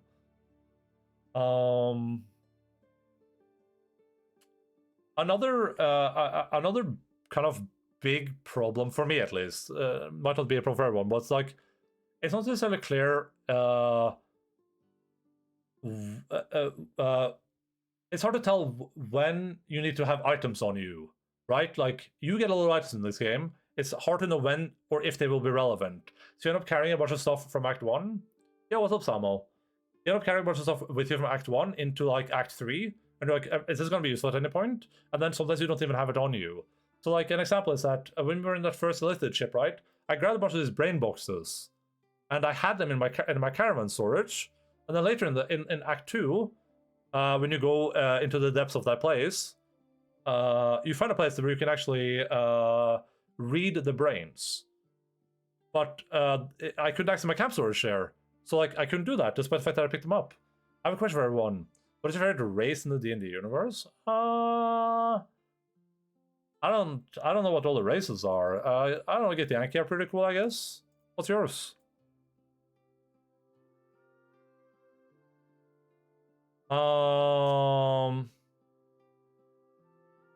Yeah, that's just like, that stuff was a bit frustrating. I felt like I should mark everything clear. It's like a quest item. Because some of it wasn't like I had all those letters on me. I went to the postman. It was like, oh, I'm being lost for drow guy. Yeah, drow are pretty cool.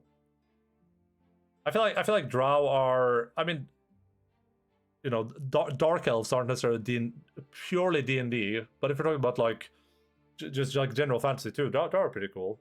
But I think I just like the Githyanki design. I think they look pretty cool.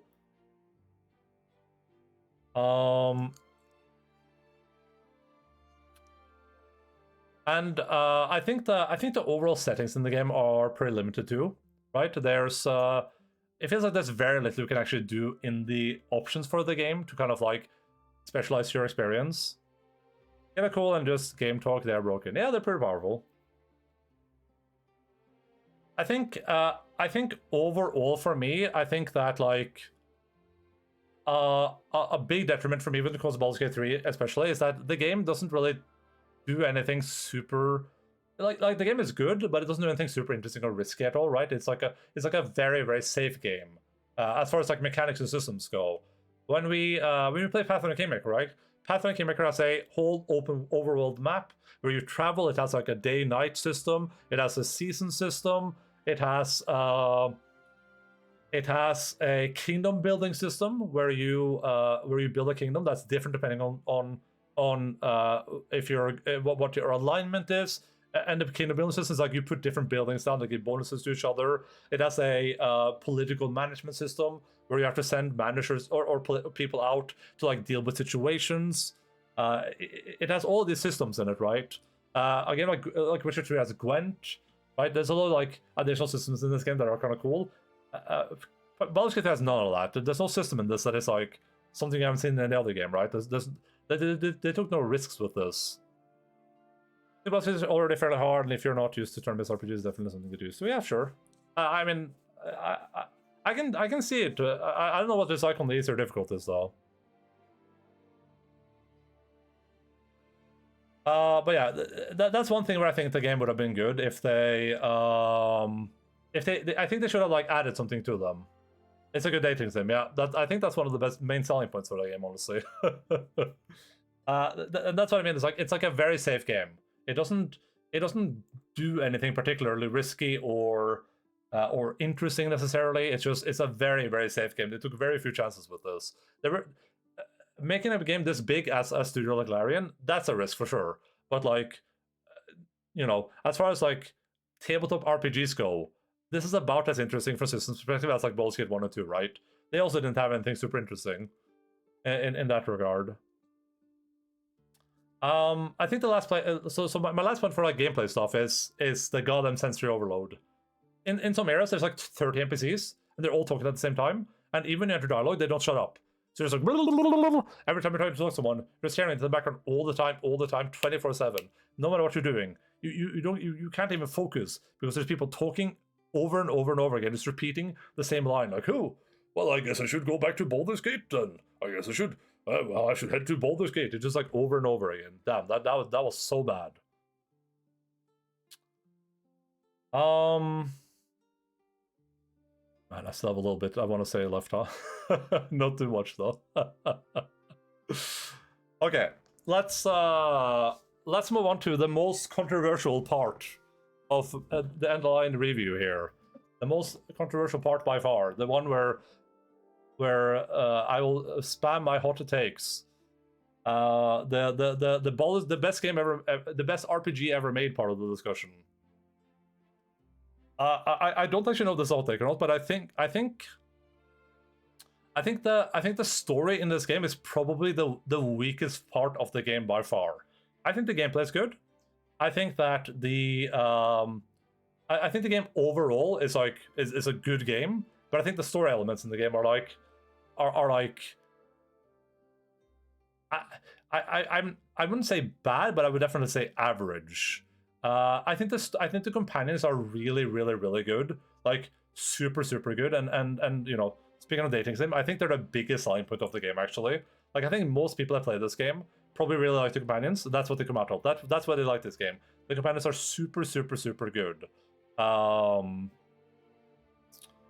that's like when I think about like, doing different playthroughs, that's what I think the most about. I don't think about like, what if I had sided with the goblins? I think about, what if I romance Shadowheart instead of romancing Karlach? What if I let Gale just die at the start or whatever, you know what I mean?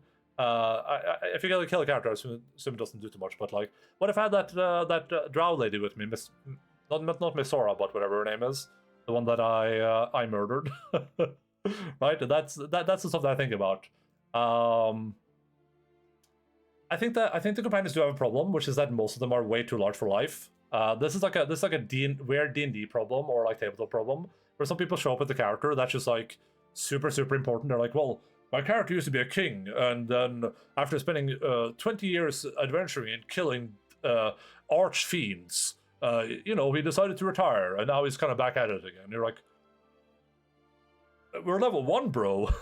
And almost all the characters kind of have that going for them in this. Like Gale, in his previous life, he had sex with a goddess, and then he got a piece of ancient magic lodged inside him when he tried to like control the flow of magic or whatever. Will was in the hells battling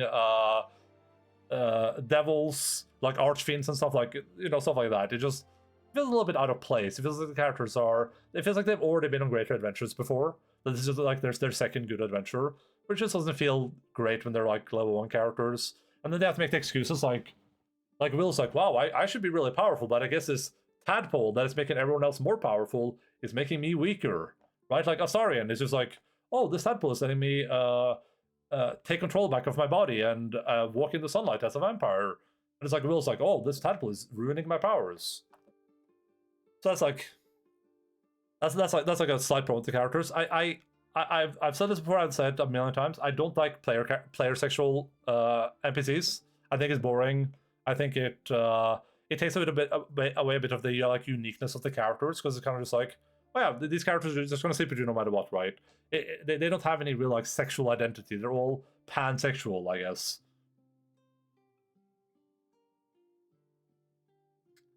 I think it's cooler to just have like, oh, Karlach, she's gay. Karlach is just gay. She's just, if you're not a woman, or I guess like tentatively a non-binary character. I think you can be non-binary in this, I'm not sure. But if you're not a woman or non-binary, she won't sleep with you. She's gay. Lae'zel is straight. She won't sleep with you if you're not a man or like a non-binary character. She won't. I feel like that's a little bit more interesting. I mean, you can even have them not be interested in non-binary characters, so whatever, right? You can have some, like, let's say Will is pansexual, right? He'll sleep with anyone. I just think that's a little bit more interesting. It's not a huge gripe, but it feels weird when like every character is just hitting on you and you can sleep with all of them in every playthrough. I kind of like them being a little bit more unique with that, right? Like, people are like that in real life. Most people have preferences. I like it when the characters' preferences too. I would like if it's like, if you make you have like the tall model or the slim model, right? Maybe Lae'zel won't sleep with someone that's the slim model. Maybe she likes tall people. You know, I get why they're not doing it, because you know, people like to have sex with everyone, and they don't want to be like what the hell? I wanted to sleep with Shadowheart. Why is she straight? Which, you know, whatever. I just like having more identity there. I think the characters are. I've heard they nerfed the horniness, but I think they're way too horny. The characters are like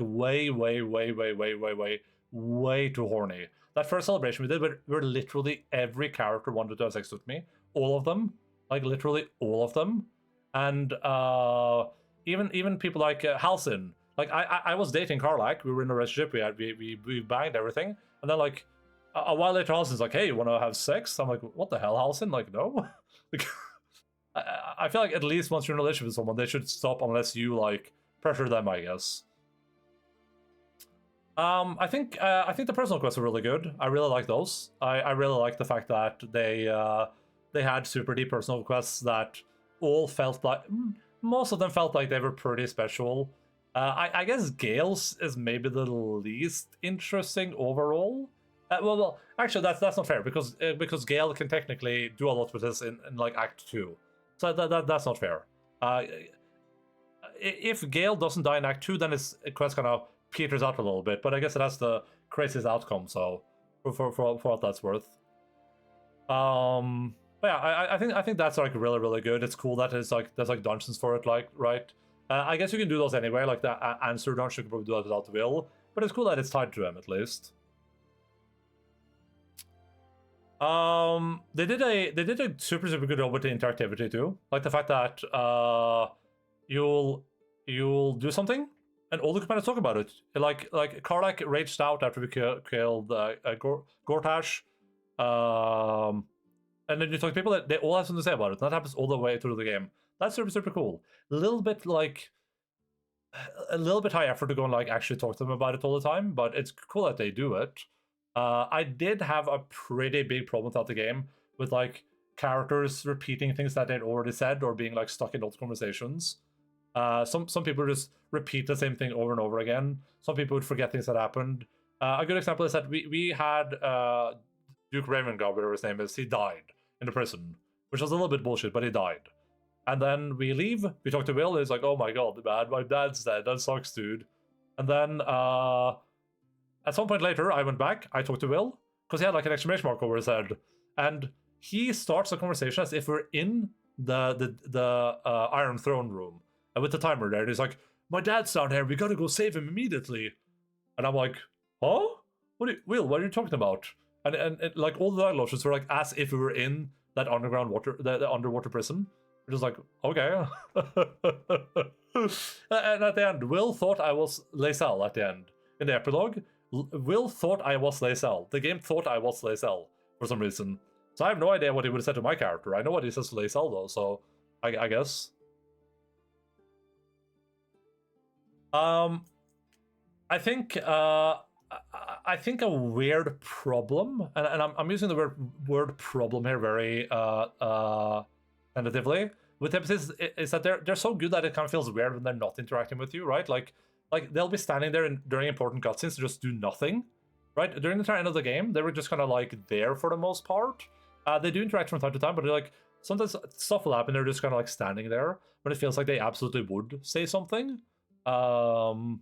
That you know, like that's a weird problem to have, and I feel like part of the problem there is that like they decided that they can't aid you in dialogue, right? Like if there's an arcana roll, I can't have Will or I can't have Gale do the arcana roll, so they can't like interject or anything. They're just kind of like scripted to interject in very, very specific ways, which I think that could have been done a little bit better maybe. But I mean, it's good the way it is. It's a pretty high demand.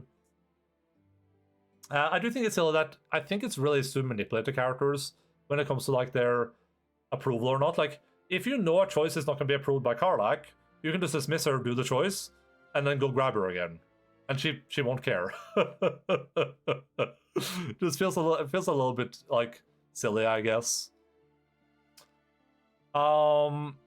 I said the source end, but like the main character suffers a little bit from the same problem that the NPCs have, which is that the character feels very larger than life. You feel really important in this game, but you're a silent protagonist. So a lot of times you're just kind of standing there. You're just kind of like,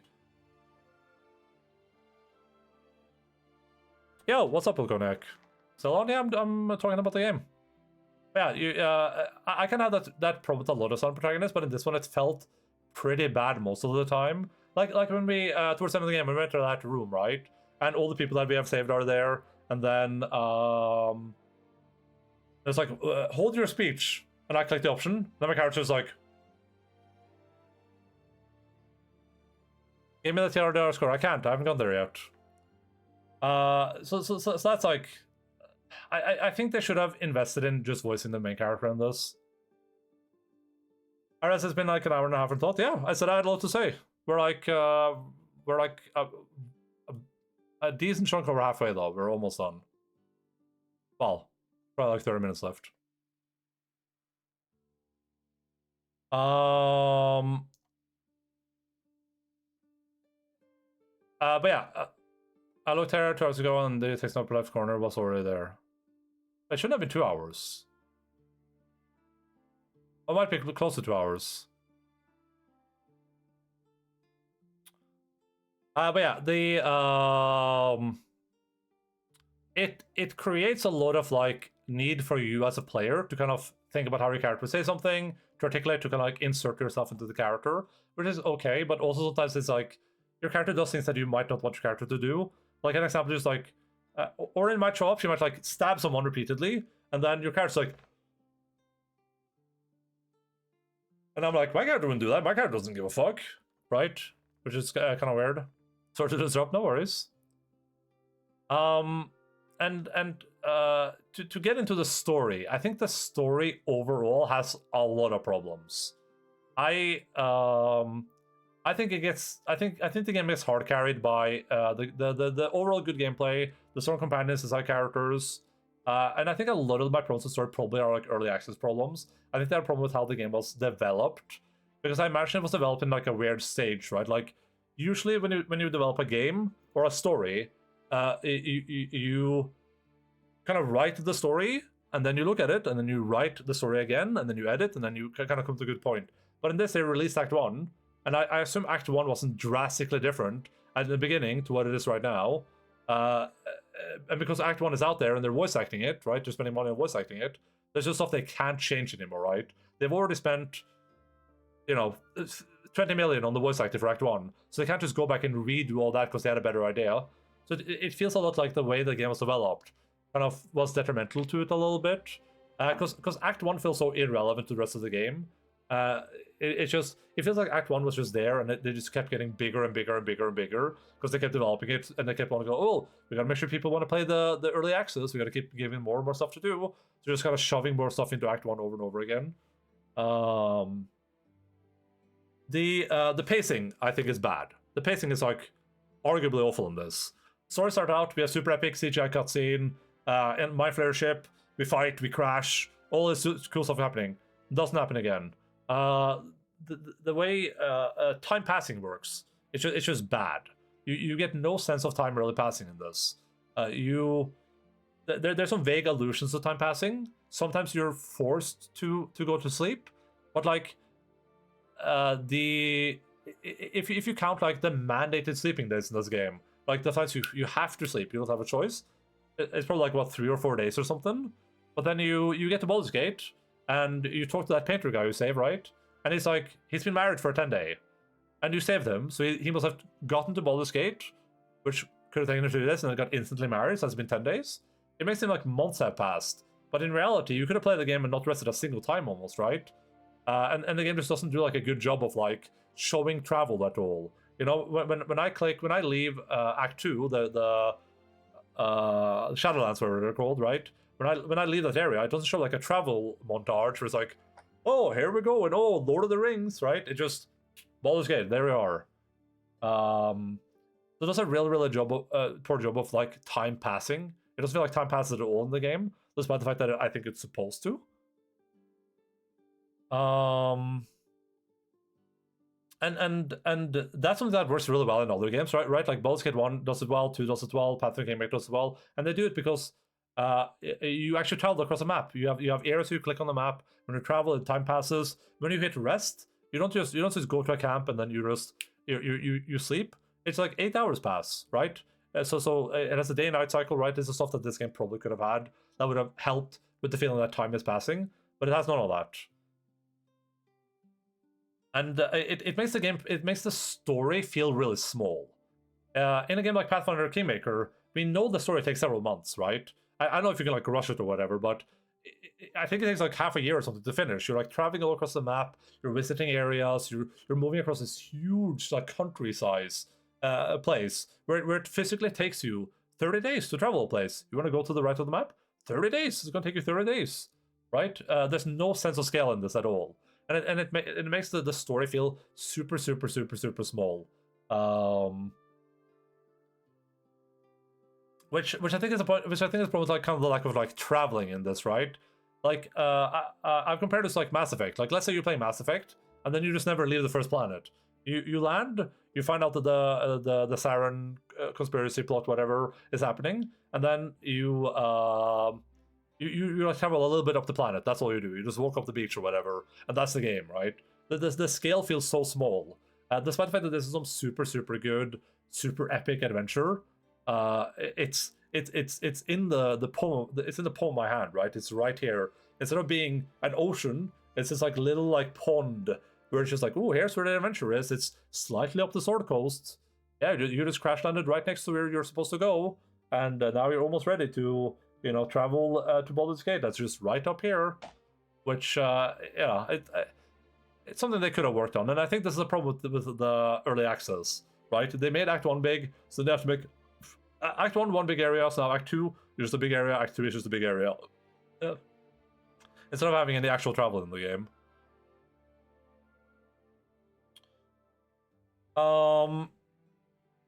And I think too, from like just like a general perspective, it's just like if I think about a game like Baldur's Gate 1, right? I can easily see how you convert that into a tabletop RPG story, right? It has all the components for it.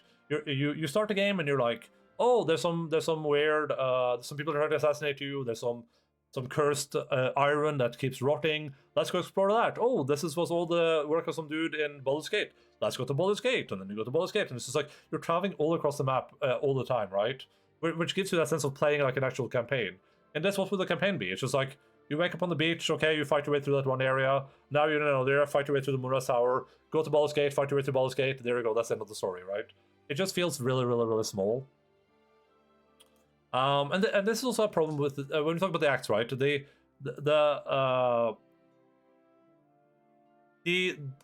The way stories usually work is that you usually have like they start pretty fast, then the middle gets really long, and then they get really fast towards the end again, right? Like you want the middle to be the longest part of the story usually, because the start needs to be quick and engaging, then the middle is where you like get the middle of the story, and then the ending is just it happens. In this, it's kind of reversed in a weird way. It's like the game starts really slow. Like Act 1 is the longest act in the game, I think. Maybe Act 2. Actually, Act 2 might be longer than Act 1. But Act 1 is really, really long. Act 2 is like the shortest act in the game by a mile. It was like 30 hours or something compared to 90 in Act 1. And then 70 in Act 3. And then Act 3 is like really, really, really long too, right? Which just seems a little bit weird. Like, I like the way Baldur's Gate is in this. Like, Baldur's Gate is really cool. It's a super big city. That's awesome. But it's really, really, really big. And it feels like maybe if they wanted it to be that big, they could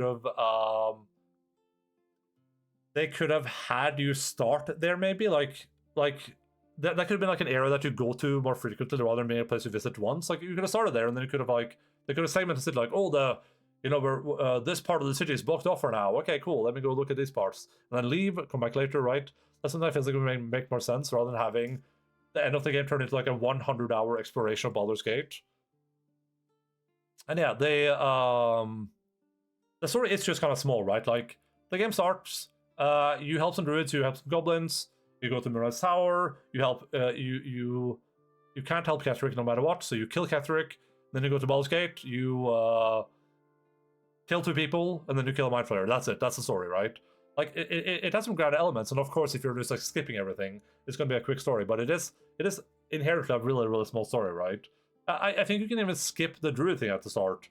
I think I read that you can just walk past everything. You can just be like, I'm not going to do the druids or the goblins. And I think if you do that too, you can even have all the companions with you. You can keep Karlach, you can have Halsin and that drow lady. I think I read that you can do that if you just skip the conflict. Which, okay, sure. I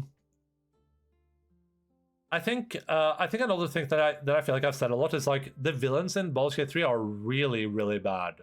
These are like some of the worst villains I think in most of the stories I've ever played. They're poorly represented. They are like,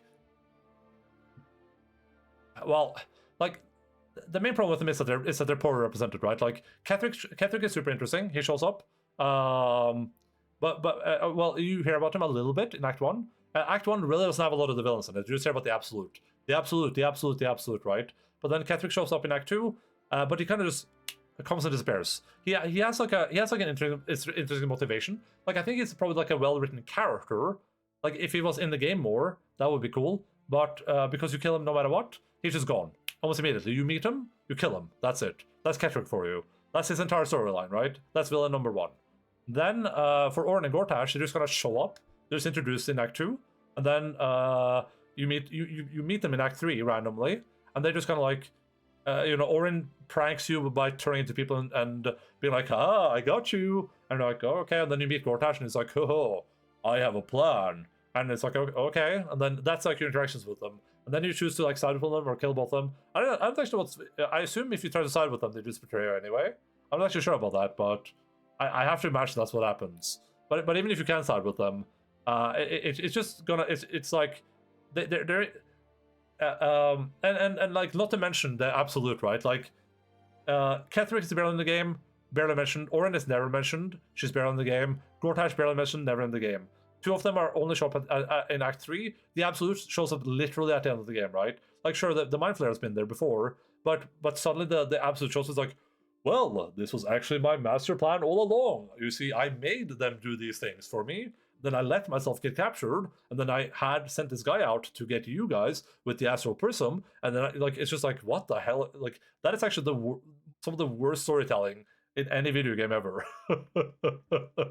Like, I was so out of it at that point. Like, I almost forgot to talk about this because it was so bad. Like, don't, if you're, and this is early access again for me, right? This is like, we developed Act 1, then we did Act 2, then we did Act 3. So we can't really like go back and like build things into the game anymore. Like if I'm rewriting the story, the Absolute is there from Act 1, right? This is maybe you encounter like a smaller version of it or something. Maybe you get the sense that, oh, maybe the Absolute isn't so bad. It's just a poor, tortured Mind Flayer brain. Maybe it talks to you more, right? Maybe it's like constant communicating, like the let's say you have like the Emperor on one side and the Absolute on the other, and they're just kind of bashing, and you're like, which one should I trust? I mean, they both seem like maybe they're good, maybe they're bad, right? That could be interesting. They could have done something like let's say that you crash land and like Gortash is part of the group. He's a party member, right? That could be cool. Orin could be a party member, right? Something like that. Now suddenly there's some like stakes there. It's like Gortash is with you from the start, and maybe he betrays you in like Act 2 or something. It's like, haha, I was an evil person all along. You're like, what the hell? At least then you have some like build up for him where you care about him. Imagine if Ketri could have like come with you or something. Let's say you could convince him to like be on your side. Now it's not a villain anymore, but at least it's more interesting. As it stands, the villains are really, really, really bad, I think. I can't imagine anyone think... I think the villains are well written from just like a character perspective. Like, they have good motivations, they are interesting characters, but their presence in the game is negligible. Like, it's like they don't exist. The story gives you a really bad fake sense of urgency all the time. Like, as far as... that doesn't exist ever, as far as I'm aware. I knew going into the game that I'd watched drop frames. They talked about it there, like, oh, you're supposed to rest in the game. Yeah, you know that thing that the game's like, oh, you gotta be quick. No, you're supposed to rest, because what happens is that if you don't rest, you don't get all these cool party moments, like the resting moments, right? So what happens with people is that they play the game like, well, I gotta go fast because the game's telling me it's urgent. So don't get all those moments, which is really, really stupid, right? And it makes it hard to care about anything, because just like, the game keeps telling you it's serious, it needs to be done immediately, but then it doesn't. Because the game doesn't really care if you rest or not. Like, you can show up day one and just rest 100 times probably. What's not gonna happen? The mind flare isn't gonna do anything to your brain. The story won't evolve any. Like, just nothing. There might be some specific moments where it matters, but for the most part it doesn't. And,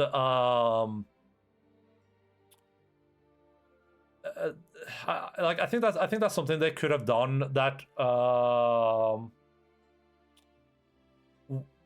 I think that's something that they could have done something with, right? This is something where they could have helped the research management or making it so, no, you don't have infinite days. In Pathfinder Kingmaker, they say 20 days until this happens. Could have said, you have 5 days to fix this mind flare problem in your brain, and they're like, oh shit, I can only rest 5 times before this triggers. Good, cool, right? That would have been interesting. I think the notes in the game are superfluous, whatever the word. There's too many of them, right? There are so many journals and notes in this game. It's absolutely insane. You can tell that every person designed every area, and they're just like, oh, I'm just gonna leave a gajillion notes everywhere, which is just like, oh, Jesus Christ. Most of the notes are fine. They're like short enough that they're not to bother, but I think that's kind of lazy storytelling to an extent, and it's just stuff most people don't care about. Like, I can't tell you any of the notes I read you do. I can tell you a single one of them because they're so like uninteresting overall. I think I mentioned this before, but I think one of the big saving graces is that the side characters are actually really, really, really good in this. Like, not the companions, but the actual side characters.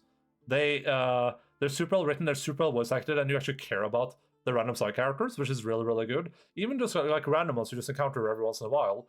Mole was really cool, Roland was cool, and a bunch of other ones like actually left like an impact on me. It's characters I will remember and think about.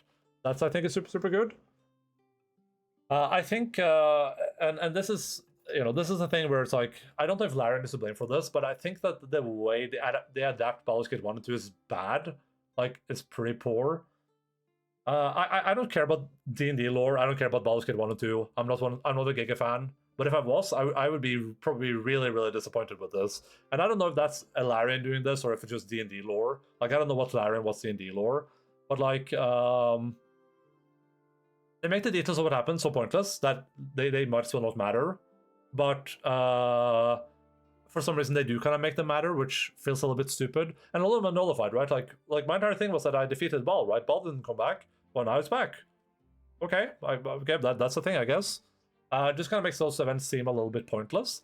Though to be fair, if I'm working for D&D and it's just like, we have Bal, the cool god, and then 25 years ago, some people working in BioWare decided Bal died. I get it, but then don't make Baldur's Gate 3. Just make like Baldur's Gate, the Sword Coast, or make make the Crown of Karsus. Dungeons and Dragons presents the Crown of Karsus. Something like that. It didn't have to be Baldur's Gate, right? It doesn't benefit from being Baldur's Gate in any way significantly. I think the companions that you meet are kind of whatever. Like Jaheira shows up. Don't care. She's like one of the characters that kind of makes sense to show up, I guess. Minsk shows up, kind of like whatever again. The only problem I have with Minsk is just kind of like he was teased, but he shows up so late in the game that like at that point you're already so settled, right? Like I don't think most people are gonna be like, oh, let me use Minsk now. You probably already have like a favorite group of players, and he probably isn't. I assume he isn't like too like written into the game anyway. So like he doesn't have like a huge history, doesn't have a quest to finish. Like why would I care about him, right?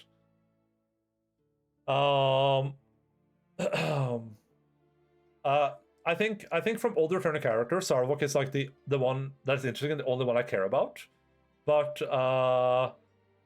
I feel like it's almost like insulting to include him in the game the way that they did because he's so irrelevant to the point where it's like why take the greatest villain from Baldur's Gate 1 and 2 and then be like, hey, you know this sick villain? Yeah, he's a nobody now. Like, oh, okay, cool.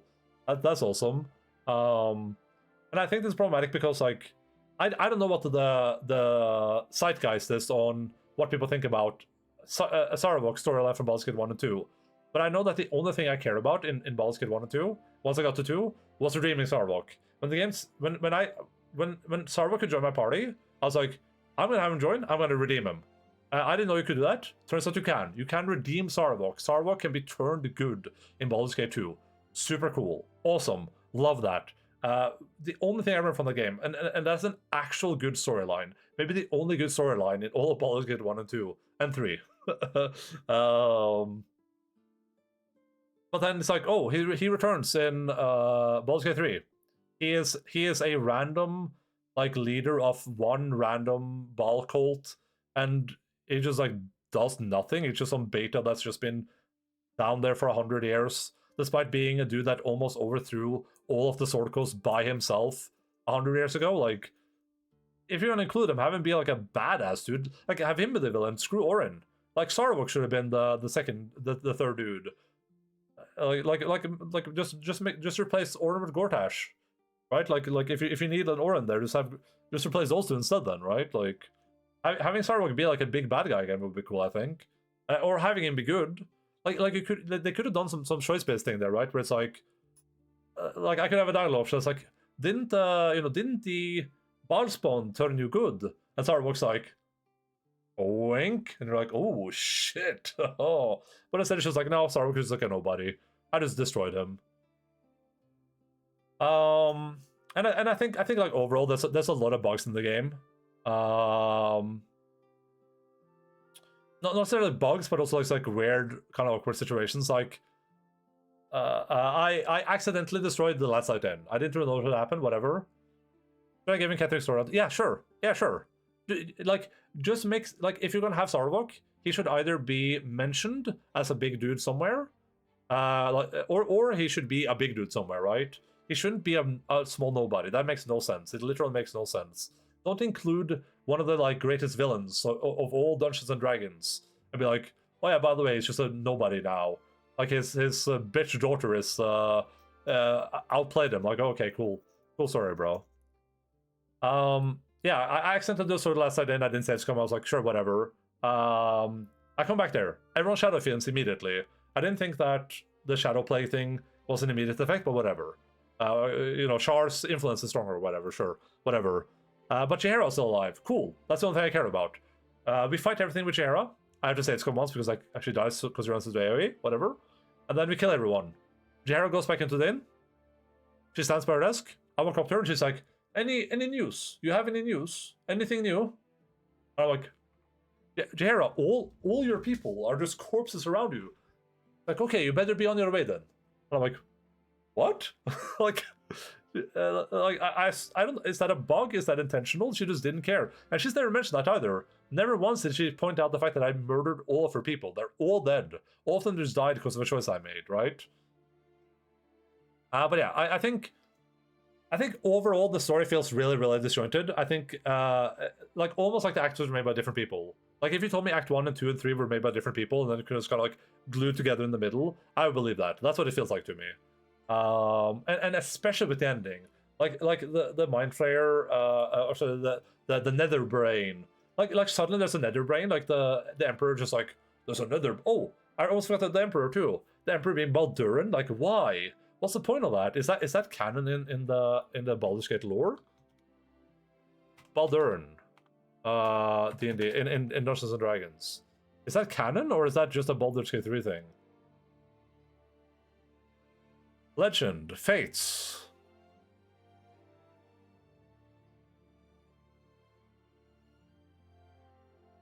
Any ride at Minotaur, Seek Fortune, not to be captured by flares. Does this just with Baldur's Gate? Yeah, it does. Yeah, okay, so this is just like a choice that they made in in Baldur's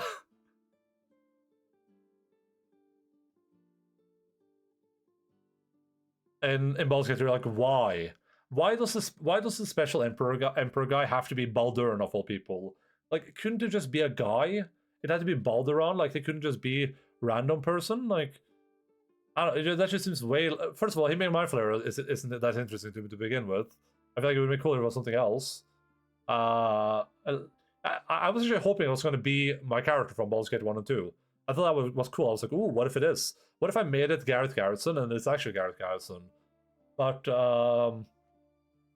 yeah, that just seems like a weird choice. Like I like just tell a story. Not every person needs to be a special character, right? And if they're going to be, then like let everyone be special. Or everyone should be a special character then. But yeah, I think that the story feels disjointed. I think that the pacing, the themes, events all feel like they were just kind of thrown together. There's no coherent theme for me. There's no coherent.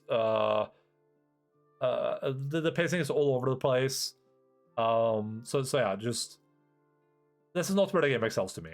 I think the story overall was like I enjoyed the story in pieces, but like between those enjoyments, like. If I removed all the companions from this game, I would not be like this game would be ass. I would just be like, this game is the worst game ever made.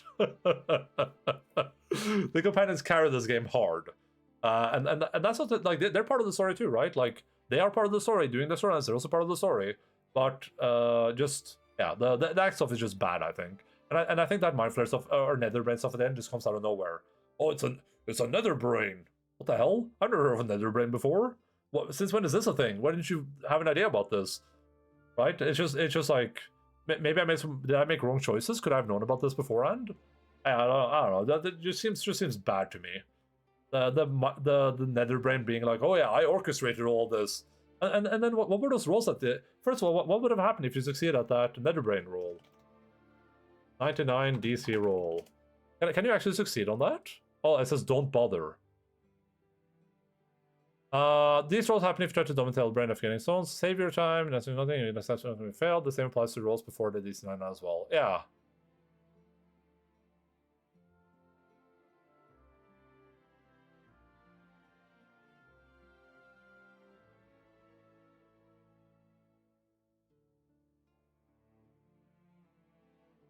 Oh, people are saying it. Oh, it does. If the final DC 99 check to dominate the brain was passed with a critical success, then the Netherbrain will start with the against all odds debuff, lowering its HP by 10%. Larian? Hello? Like, like, I should have mentioned this when I talked about rolls earlier, but like, first they make you do 3 really hard rolls based on statistics you might not have. I only managed to do that because I had the Gonzes of Strength on, right? They make you do 3 hard rolls where I invested a bunch of resources that didn't matter. They were irrelevant, to be clear. Yeah, it's 99, yeah. They were irrelevant. And then they open up an option to do a DC 99 roll. Can only be succeeded on a natural 20, right? 20. 2? Is this a 2 or is this an S? How do I do a 2 with my hands? How the fuck? Because a natural 20 is a critical success is always a success. So if you roll 20, then you always succeed. So the roll was DC 20, 25, and 30, I think. And I succeeded 3 times in a row. And the other way, sure. I succeeded 3 times in a row with a bunch of resources, and that unlocked the ability to do a DC 99 roll. And it turns out that if you succeed at that, it debuffs the brain by 20%. How stupid is that? Win the game. I should win the game at that point. I did a DC 99 check. I should win the game. The check is to dominate the brain. It should be dominated, right? It shouldn't have 20% less health. That's stupid. That should be another ending. That should just make that another special ending. Be like, hey, you dominate the brain. GG. Everyone lives happily ever after. You know what I mean? Like that's just dumb.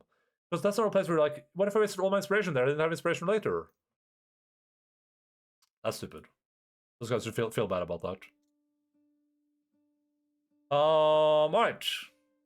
We're almost at the end there, everyone. We're pretty much at the end. I said it would probably be like 4 hours, but okay.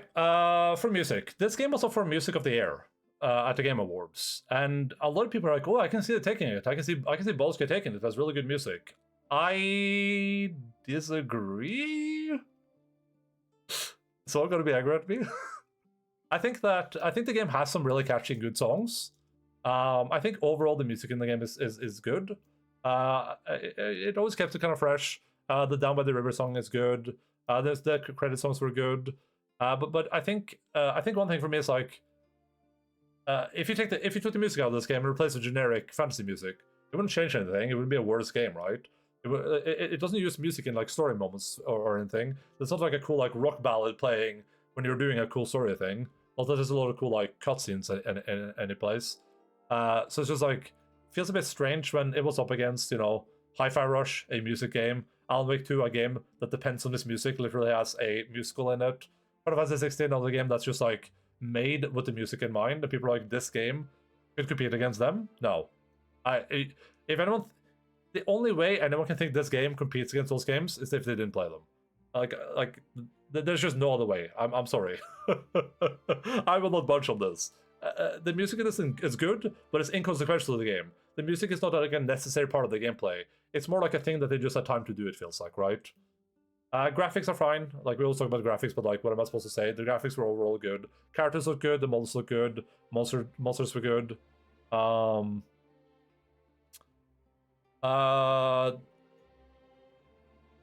don't know if maybe I skipped this, but like the monster variety is good too. Like there's a sort of like encounter variety in this, right? Like there's a lot of different things to do, which is really good.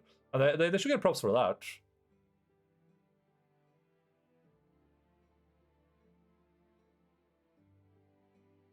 I thought I wrote that down somewhere, but maybe I forgot it. Maybe it's coming up later. Some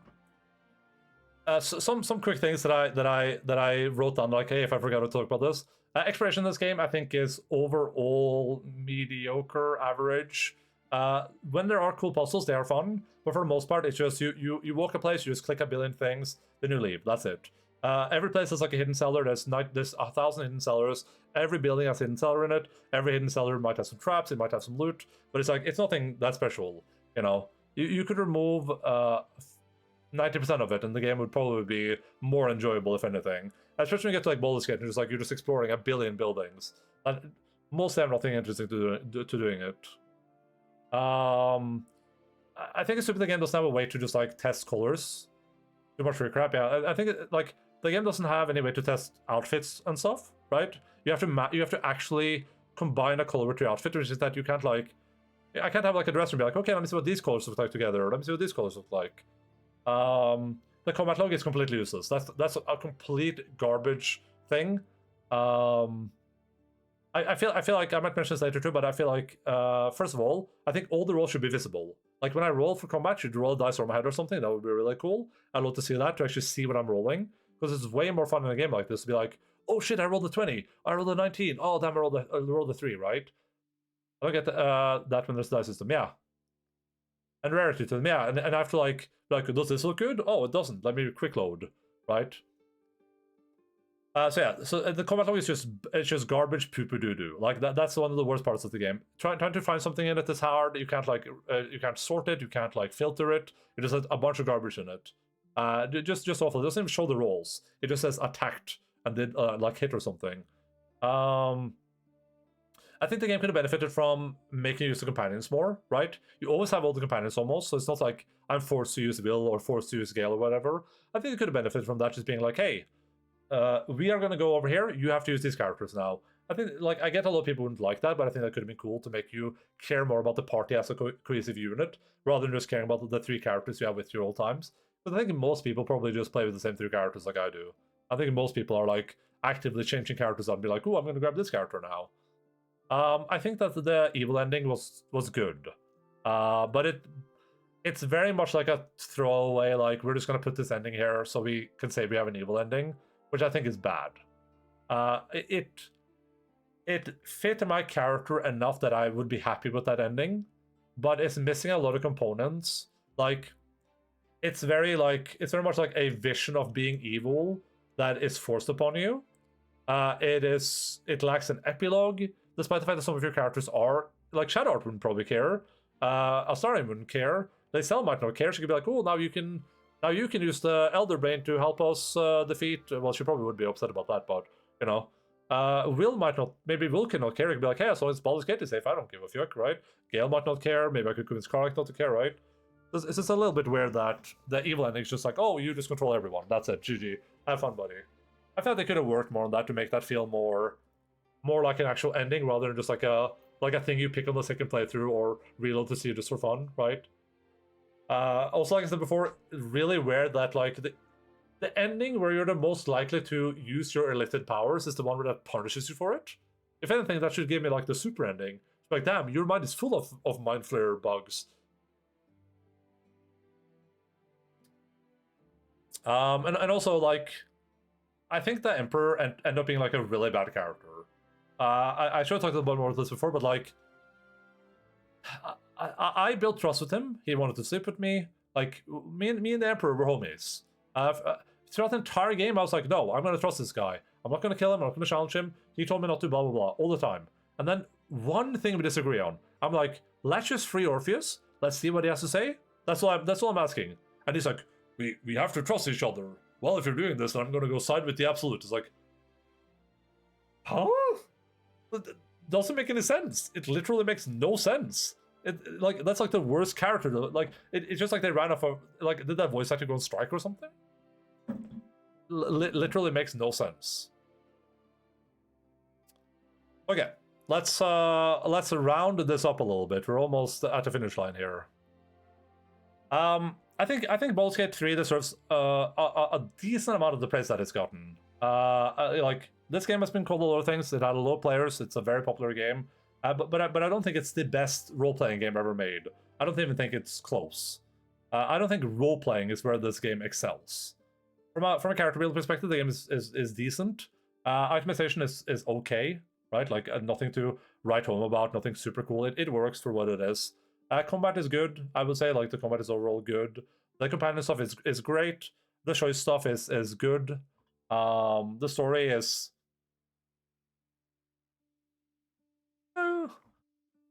I think the game benefits an insane amount from being fully voiced, right? Like this game being fully voiced, along with the companions, is probably what has carried this game to the popularity that it has. And it's probably why a lot of people end up loving this game so much. Like I can't imagine most people caring about this game that much if they had to read dialogue. And I would have been like, after these 200 hours, I would have been dead. I would have hated this game if I had to read dialogue, guaranteed. The fact that I had to read notes was bad enough. If I had to read character dialogue, I would have hated this game. It would have been one of the worst games I've ever played. The fact that having every voice goes from worst game to like really, really good game, like that's really telling. I think having voice acting is like super, super important. I would sacrifice a lot for it. I think the game has a lot of replayability, which is really, really good, right? You can do a lot of different playthroughs in this. But I think a detriment to that is that the game is way, way longer than it needs to be, right? They could have shortened this game down by 90%. They could have just removed a bunch of the garbage they have in it, and it could have been a way shorter game where you could have like, let's say it takes like 80 hours to finish instead of 200 if you're doing everything. Now you're like more incentivized to do multiple playthroughs, right? And it just kind of removes the monotonous parts in the playthroughs. They could have had a bunch of really cool encounters, a bunch of really cool fights, story moment, more focus on the choices you make, and now replaying it is really, really cool, and more people do that. I guarantee most people didn't get out of Act 1 in this game, and that's kind of normal for most games, right? But like, I feel like most people probably start playing, and then throughout Act 1, they just kind of get bored. or they get lost, or like, okay, let me just try something else. Because Act 1 is so big, and then you get to Act 2, and then they're just kind of like, oh. And then, like, I don't think most people get to Act 3, and I bet most people that do just give up immediately when they see how big Baldur's Gate is. I bet most of them just give up immediately. Like I said, overall, I think the game doesn't do anything special. Like it nothing special mechanically. It's a very, very, very safe game, very, very bland game in that respect. Like I said with Pathfinder Kingmaker, Pathfinder Kingmaker had the option in the dialogue window. You could click names and stuff. So if they mentioned Baldur's Gate, I could click Baldur's Gate. Not in Pathfinder, of course, but I click Baldur's Gate. It will say like, "Oh, this is what you know about Baldur's Gate." They mention Shar, click Shar. They mention Ketrick, click Ketrick, right? And that's a really, really good way to disseminate information to the player without having them have to Google it or have them ask characters about stuff they would know, right?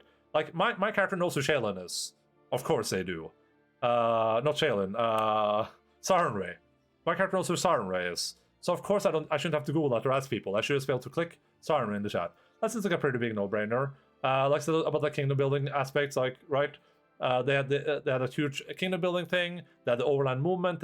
Things were time restricted. A bunch of time events. Like it was so much in Pathfinder Kingmaker, and they even had like a storybook thing, which is maybe my favorite mechanic that any new RPG I've ever played has. In Pathfinder Kingmaker, you have these storybook moments where you kind of it's like playing a tabletop game where you click a thing and it's like let's say it's like it's an area and a storybook pops up and it's like you travel through the forest and come across a stream, but it's rushing too quickly to cross safely. And then you have all options like, oh, I'm gonna use my axe to chop down a tree, or I'm gonna jump over with a rope, or whatever. And then you go through these events, and it's almost like playing a tabletop game. It's really, really cool. It's a super, super good mechanic. It kind of allows you to tell some cool stories without having to make like big super areas. This game doesn't have that. It came out what like 5 years after Kingmaker or something. And this is like a little bit of a no-brainer. Like instead of me going into cellar in this game, just let me click the thing. Oh, there's a storybook moment instead of traveling to the cellar. For me, and this is inflammatory, of course, but I think anyone that says this is the best RPG they've ever played, I feel like they probably haven't played a lot of RPGs, and that applies to me too, right? Like I think Pathfinder Kingmaker is an infinitely better RPG than this. Like, if you're just looking at RPG, right? Looking at a role-playing game, I think Pathfinder Kingmaker doesn't have. I think the companions in it are not as good as in this one. They're not as interactive. It has a bunch of other problems, but it's a way better RPG, right? So when people say this is like the best RPG ever made, I don't think people that ever played other RPGs, like a lot of them, would come out with that. I think I prefer Baldur's Gate 3 over Pathfinder Kingmaker, maybe, like, which is kind of the weird part here. But the reason I like this game isn't because of the RPG part. It's fully voice acted, right? Pathfinder Kingmaker is not fully voice acted, not even close. That's like 30% voice acted, and I think that it was a good choice to make this game with turn-based in mind. A problem that Kingmaker has is that a lot of the encounters weren't meant for turn-based, so that it means that there's a bunch of like areas where there's just like a million monsters and it's like really, really slow. So I do like this game as made for turn-based. So that's kind of like the reason I might prefer it more. All right, last segment of my 2.5 hour talk here. I titled this what I want to see from Baldur's Gate 4. So from a constructive perspective, being constructive criticism here, I think they should put more reference into time passing and events being time gated. I think that would help a lot with the pacing of the game, with making the game feel more serious. They could have made several maps rather than a few big ones, and then taking time to travel between them. They sort of broken up some of the monotony of just kind of like moving from building to building. They also could have some more natural stories, right? Instead of having like random building that just has a thing in it, they could have had like a huge story moment happening in these random areas, right? It might have made the game feel a little bit more linear, which I think it could have benefited from. Because when this game is linear, it's really, really good. It's the open parts that are kind of like the most tedious parts, I think. They could have. I said this before. They could have had the tadpole stuff be timed. Like, although that could have been timed, right? When you get to Baldur's Gate, it could have been a timer that says like, you have 10 days to figure out what's going on here. That's it. 10 days. Figure it out. Maybe you could do advanced to buy time, right? Maybe it could be like, ooh, if Gale is a ritual, get a magic item, you can buy a day. If you defeat Orin, you get a day, right? There's stuff like that they could have done. But they should have timing into that stuff and been like, hey, you have 5 days to figure out this tadpole business. You have to find someone that can help you a little bit. Because at the end, you don't need to find anyone. If you murder Halsin and just continue on, nothing happens, right? And that could have worked really well with a character like Raphael, right? Like, with Raphael, you could have had, because you have a limited amount of time, you could have ended up in a situation where it's like Raphael shows up and it's like, hey,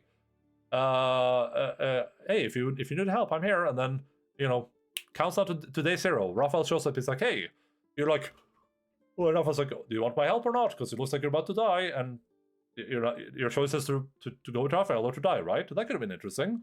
I think that would have been pretty cool. I think that in hindsight, and this is like this is early access problem. I think if I was to make this game, I would have started the game in Baldur's Gate. I think that probably would have made the most sense. I think it would make sense to use that as a hub if they want to make it a big place. Like, use that as a hub, some place that you keep returning to that you can explore in your own time. Like, a lot of good stuff about this is that like you could have learned about Gortash earlier, or in maybe like Gortash could have been a person you encounter on the streets that you hear about. You're about, oh, Gortash, Lord Gortash, right? You could have some stuff where it's like maybe Gortash is like funding your mission. Maybe he's like, working with you somehow through that, right? That's something they could have done. That feels like a lot they could have done there. Like I said before, they could have had Gortash be one of the people that like crash lands with you. Then, now you have Gortash with you. And he just seems like a companion number 3 or whatever. But in reality, he is an evil overlord. I think a lot of stuff like that could have done a lot of good for the story. I know that the companions are really well beloved and for good reason, but also I feel like maybe they could have had like less of them. Like, part of the problem with the interactivity for the characters is that they need to record for all the side characters. So the game needs to account for you having all of them with you, which means that they can't really interact in any super specific way all the time. And I feel like I would have been preferred if you're gonna go this route where you voice everything and everything is so interactive, maybe just have less characters so that you can make them like really, really focus in. But that's like a preference thing,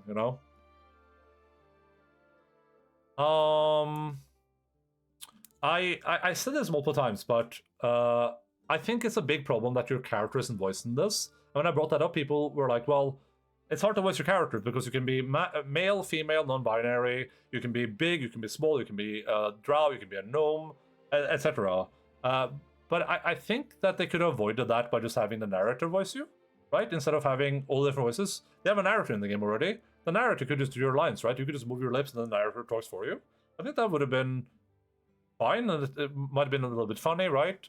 It's like when you're holding your great speech at the end there, instead of just being like, and then it could be like the narrator's like, you breathe in deep and begin to rally your troops, and you start, the narrator's like, and you say blah blah blah blah blah blah blah, right? Like the narrator could just be narrating what your character is saying, and that would have worked because then you could just do that for any character, right? The narrator just says whatever option you chose to say, which would have been cool, I think, and that could have let you actually participate in conversations in real time, right? Like instead of you gasping, the narrator like gasps for you, stuff like that could have been cool. I think one thing, if they wanted to, when we talk about like different mechanics in this game, I think one thing if they wanted to add a mechanic to this game, I think that making the camp more interesting could have been a good mechanic. I think that make it, like, in Red Dead Redemption 2, one of my complaints was that you couldn't upgrade the camp enough, and that was a big missed opportunity. I would say the same for this thing. I think that if they had made it so that, like, maybe you start with nothing, the camp is just completely bland, it's nothing, it's not even a bedroll. And then maybe you can, like, buy bedrolls for the camp, you can buy, I think it's better that with so much voice dialogue, the crap they left the character, yeah, exactly. And the problem with it is that, for me at least, it creates awkward situations where your character is just kind of standing there, waiting for their time to talk, right? They're not interjecting, they're just standing there, waiting for their moment. They're not saying anything. Christ's like, I love you. And then it's like, well, narrator monologue going on. Yeah, exactly. This should have been the narrator. You say this thing. But yeah, I think they could have upgraded. Like, having camp upgrades could be cool, right? You buy bedrolls, you buy a campfire, you maybe you gather logs for it or something. You buy the storage chest. Maybe the storage chest is like way smaller, right? That could have been really cool. Like the storage you started off with is like 10 slots. And maybe you have to like spend money and resources to make it bigger. And they could have limited it so you have limited resources. That would have been a good way to make the game more difficult too. And they could let you personalize the camp, right? Like let's say you slay I say Ketrick, I can have like Ketrick's head on a pike or something, right? There's a bunch of stuff like that they could have done that I think would have been like an interesting way to make the camp more interesting. And since the person is more awkward than normal, sometimes in like in Half-Life, you're just watching them look. Yeah, exactly. Yeah, exactly. Trophies would be cool. Yeah, just like some personalization in camp. I think if the camp was upgradable, that would have been a cool system. Maybe you could get different bonuses depending on what you upgrade. You could have had like, oh, I'm gonna make a temple to Shar for Shadowheart, and then you get like the Shar bonus, but then you can't get like the Gale bonus for the Wizard Temple or whatever. Right? There's a bunch of stuff like that that could have been really, really cool. A good money thing too, right? Like if you want to invest 100,000 into the camp, you can make it really, really cool. Just make it like at some point you just unlock like a traveling mansion or something, right? Getting rep with merchants. Yeah, exactly. You have a merchant that's just traveling with you that you can now get rep with and like get cheap equipment. Maybe like keep restocking. Maybe able to get like more powerful items. Maybe you could ask him to like get items for you for previous acts. You're like, ooh, I wish I had this item from the previous act. He's like, oh, I can see if what I can acquire. Sometimes the campaign art too, yeah. I think that if they did this too, like the crafting system in this is garbage, right? It's nothing. But that could have been interesting too. You could have a crafting stuff to do in the camp. It could have been like a crafting station. Then maybe you could unlock some really, really powerful crafting recipes that would let you make some really, really crazy stuff.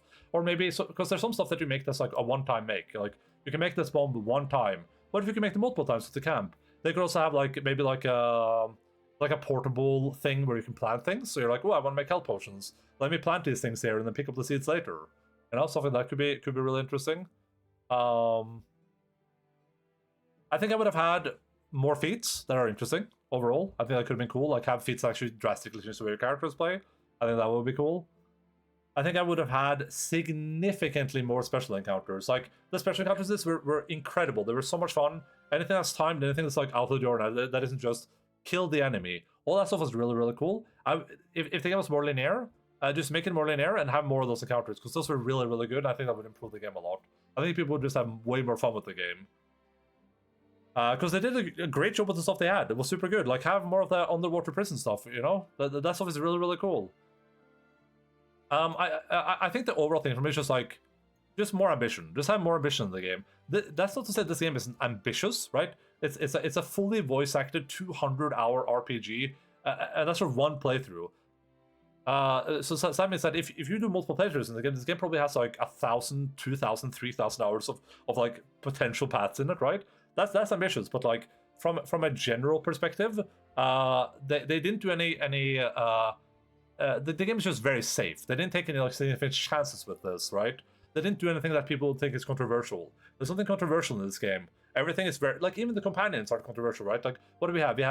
We have human, half elf or elf that's a vampire, half elf that's a cleric, and a Githyanki. We don't have a good dwarf. We don't have a gnome, right? Like other companions. Minsk, human, Jahera, half elf or elf, half elf. Halsin, half elf. That drow lady, I think, my companion, drow. You know what I mean? Like, and they're all just attractive and generally good looking, right? There was a risk taken here. There was no like this. We're gonna make like a character that looks a little bit different. I guess some people think Will might be unattractive when he goes full demon form, but you know. So I feel like I wish they took some chances with this and said we're gonna make something that won't be for everyone instead of making the game for everyone. That's kind of where I'm at with most games. It just feels like when I leave Baldur's Gate 3, I'm not gonna. There's no takeaway from this except voice acting really, really good. I like voice act everything that's good, and like companions were great. But I'm not gonna be like, ooh, I wish like what mechanic do I wish to see in a different game? None. There's no mechanics in this that I was like, I wish I would see that in Kingmaker or in Wrath of the Righteous or whatever, right? They did not. They took no steps to revolutionize the RPG genre. They took no steps to perfect it. Everything in this game, although the game has everything this game does well, all the games probably do better. with the exception of voice acting, right? And that, like, it is ambitious, but it doesn't break any boundaries. Could have some help in mind of seeing the camper upgrades, random bard, yeah. Like, they try to add so much flavor to the world, but fail at making it actually interesting a lot of the time. Like, the house in the town, but it's basically just read a book, yes. They could have added, like, games and crap to make it more interesting, yeah. But just add stuff to the game that's, like, unique. Add something that I haven't seen before. Because ultimately, some people say this is good, but it's like, Baldur's Gate 1, 2, and 3, they follow a straight path. Like, this game and Baldur's Gate 2 are the same game, essentially, from a mechanics perspective. They're just different systems. How upset would you be if Orin kidnapped your cook? Yeah. Yeah, but that would be interesting, right? What if more of these NPCs that are rescued just are in the camp, right? And what if you could upgrade the camp? Like, the camp should be a character in this, it feels like. Because you're in it so much, right? Make the camp like a real place that you have control over, where you're like, I'm gonna choose where they sleep. I'm gonna have my tent between Laysells and Karlax, because I like them. I want to be next to them. I'm gonna put Shadow Arch tent all the way over in the corner, because I don't like her. I'm gonna have Gale not have a tent. He's gonna sleep on the ground. Like, catching on because suddenly your shitty cook makes good food. Oh yeah, that would be fun. Yeah. Yeah. I think that would have been a really, really good way to, like, add something to this game that maybe I've seen in different games. But yeah, that's the one thing I would want from Larian going forwards, I guess. Because here's the thing, I haven't played Divinity 1 and 2, but if I'm gonna guess, I bet this game is, like, very, very close to Divinity 2. Would be my assumption. But it has a lot of the same mechanics, but it has a lot of the same, like, the combat works very similar, would be my guess.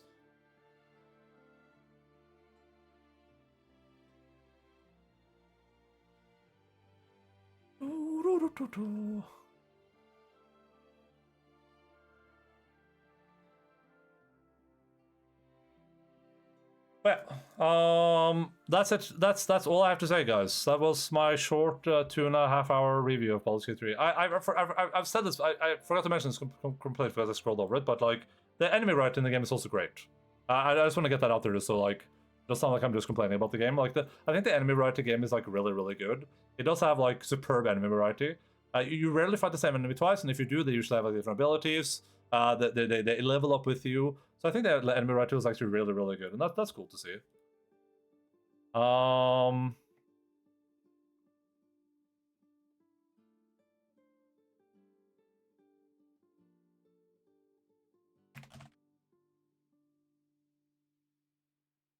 Dun, dun, dun.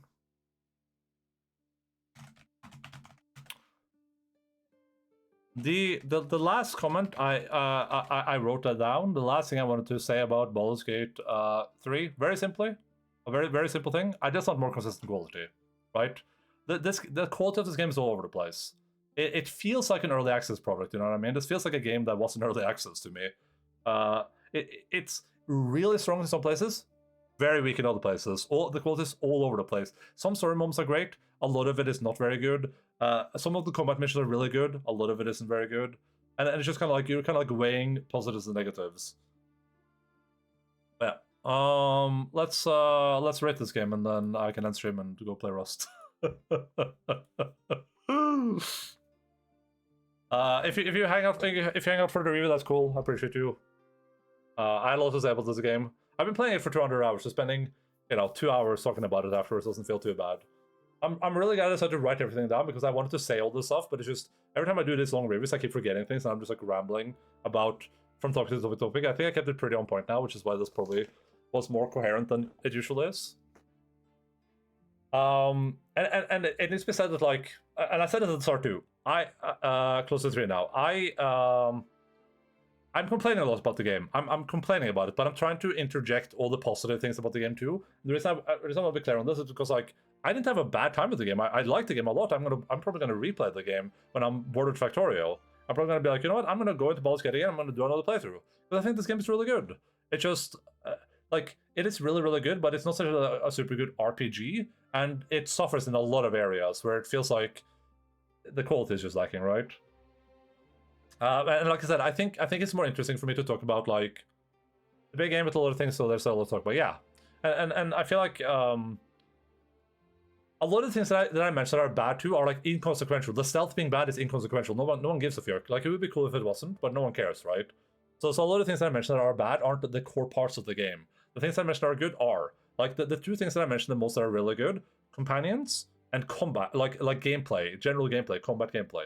Right? Those are the two things that I kind of come into this game to do. That's the things that I want to do in a game like this. I don't want to go around and loot. That's like a tertiary thing that I think is kind of fun sometimes when you find something really cool. The main thing I want to do is I want to have really cool companions to interact with, and I want to have really cool combat.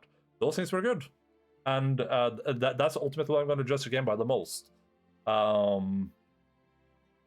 are like the story should be good too. I think the story isn't very good, but ultimately, it's good enough to like just work. But I don't think anyone would go away from this like, oh, the story is so good in this. I don't think most people do that, but it just works for what it is. It's just like, it's an overall pretty good game. I'm just setting up my things here so we can... Wait, I'm in 2023. I almost added this to the 2023 list.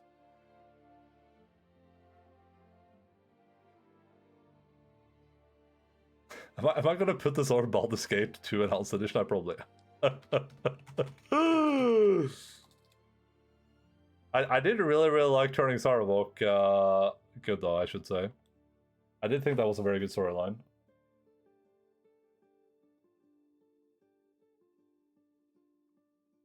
Alright.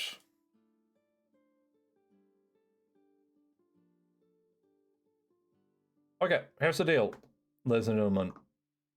We have a... I like to score things here over at Endaline, twitch.tv.nationals.com. Baldur's Gate 3. We have a rating scale here. It goes from 1 to 10, where 10 is a flawless masterpiece. 9 is a game that everyone should play. 8 is a good experience worth playing. 7, good, play if it sounds fun. 6 is alright, play if you like the genre. 5 is average, and everything below is avoid at all costs. Not even hype.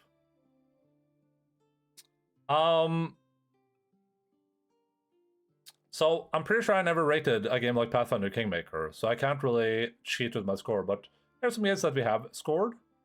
My lowest score is The Sinking City. My highest score is Outer Wilds and Alan Wake 2. And we have some, we have some other games in the 9s here. We have some games in the 8s, some in the 7s. I think I don't think this is actually going to be too hard to rate because I feel like we're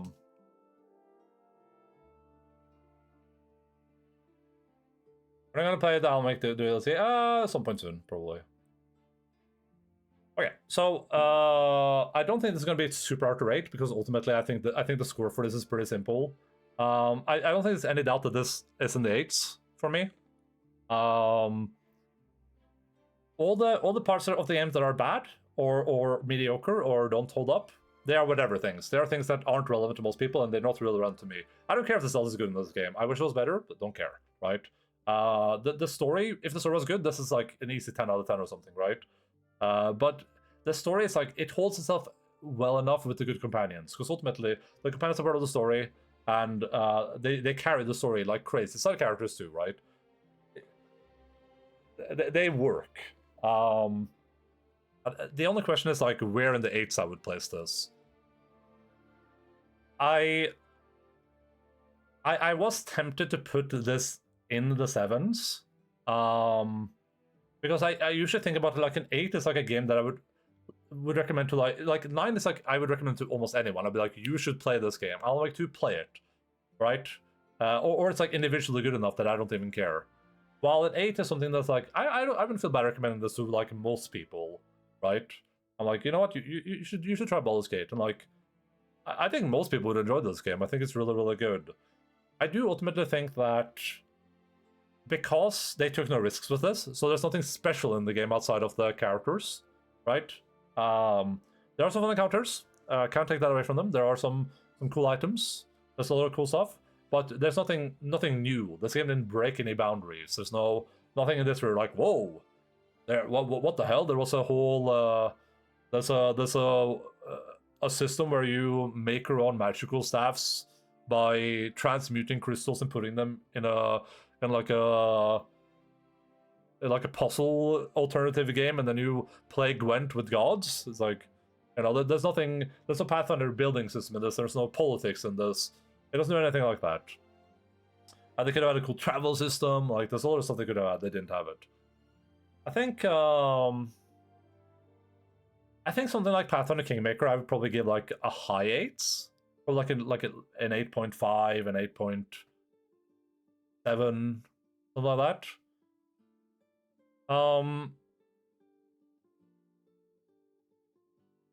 I'm suffering a little bit. I'm trying to like think about like where I would rate other games in this genre.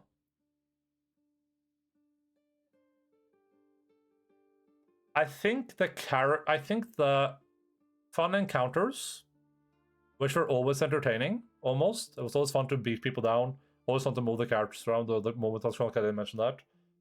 And I think because the companions are so good, and also I'm going to give this a few bonus points because I think replaying this game could be fun. I'm gonna put it straight in the middle. We're gonna give it an 8.5. 8.7, 8.8 is what I'm getting. I think 8.7 if I 8.7 if I replay the game and I do like a Dark Urge run. I don't know what the Dark Urge really is, but if I do like a Dark Urge run and I'm like, damn, that was a really unique playthrough, I can see an upgrade to 8.7, 100%. That is a very, very legit score. For me, the only reason I'm in the middle here is just because I have to like temper myself a little bit, which is definitely a better game than Kingmaker, and it could be more easily recommended to people. But is it a better game for you personally? Here's the thing. Like I said, just because of the voice acting, yes. But I don't want to give the game like an 8.9 because that's voice acting. You know what I mean? Like, if Kingmaker had was fully voice acted, Baldur's Gate wouldn't be close. It wouldn't even be like they wouldn't be on the same planet even. But the fact that it has full voice acting, which I can't take away from it, I can't be like, well, that's nothing. It is something. It's a really important aspect for me. It's especially when I'm streaming, right? Like when you're playing this game by yourself, you can when you play Kingmaker by yourself, you can just read, and even reading is tiring, but you can just do that, right? But like imagine streaming this game, and imagine I have to voice, I'm Astarion. My master Kassaran is a very evil man. Right? Imagine I have to like voice that for like 200 hours. I would have lost my mind, right? So just from a voice acting perspective, like even on replays, I imagine that's so chill. Just being able to like go into a conversation, like tab out of the game, conversation that just happens, you're like typing on Discord or something, right? Like that's such a good feature that I would probably rate this and Kingmaker about on the same level, because I think Kingmaker is more fun from a role RPG perspective. Like that's my favorite RPG that I've played. But this is more fun from like a casual RPG perspective, right? Like this is more easier to play. But I think I would judge these games like about the same. I feel like Pathfinder, or I feel like Baldur's Gate might have more choice options than Kingmaker does, maybe. Like that the choices matter a little bit more, especially towards the ending. But I would have to replay it, and if I do and I really enjoy it, I'll probably upgrade it to like an 8.7 like this is saying. And keep like Pathfinder Kingmaker at like a 8.5, 8.6-ish. But yeah, a good game anyway. Let's just put it. Oh, we gotta do some accounting here real quick. What's this Metacritic again? 9.6 or something? Actually, open critic.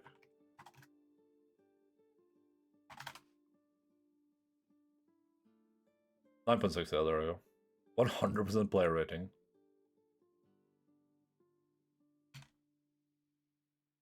We played this game for 226 hours.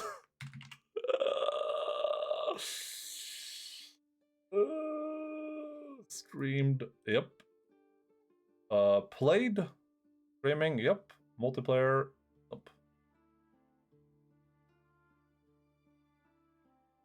Alright, let's put it on this list. I mean, unfortunately, there's not like a lot to look at here, so I don't even remember what I gave Baldur's Gate 2. I mean, I think I gave... Actually, I don't even... I don't remember that game Dawn Trail, but I actually feel like this is probably accurate.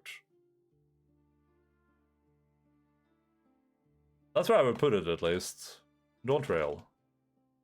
Oh yeah, that's like a 8.2. Yeah, there you go. And then Baldur's Gate. 7.8. Yeah, there you go. Cool. This felt right to me. I'm glad my instinct was right. Otherwise, I would have egg on my face right now. Because I feel like this is a better game than Dawn Trail is from a sort of perspective. And hey, it's all voice acted. Dawn Trail is not. All right. Well, that concludes my 3-hour review of Baldur's Gate, everyone. Thank you all for coming to my TED Talk. If you are new here, feel free to full stream, down the Discord, all that good stuff. Here's the Discord. Have had you on and off of mute while doing my course, but good job on achievement, the most in-depth review of this game ever. Thank you. I'm excited for the influx of viewers that will watch this review and be like, this guy's very insightful. I agree with him. I agree with him, and he said that the people that said this is a good RPG are dumb in the head. That really made me feel happy when they said that, because I think this is a very fun RPG. Yeah, if you're nerfed, follow the Discord, all that good stuff, follow the stream. Thanks to all the raids today. I don't want to do anyone, I don't want to do anyone any injustices. I don't remember if I think I did shout out Just Be Bear stuff last time. But, thank you for the Mooney for the raid. Thank you, Mechanized Minion, and Curbs. Everyone please go check all of them out. Super appreciate that. Sorry about like being too occupied with the review to really give you guys your due when you rated, but all these people are great. Go check them out. If you're a Yakuza fan especially, then you know, go check out Mooney. I don't know if she's done playing Yakuza games though, but certainly has more hours than the most average people.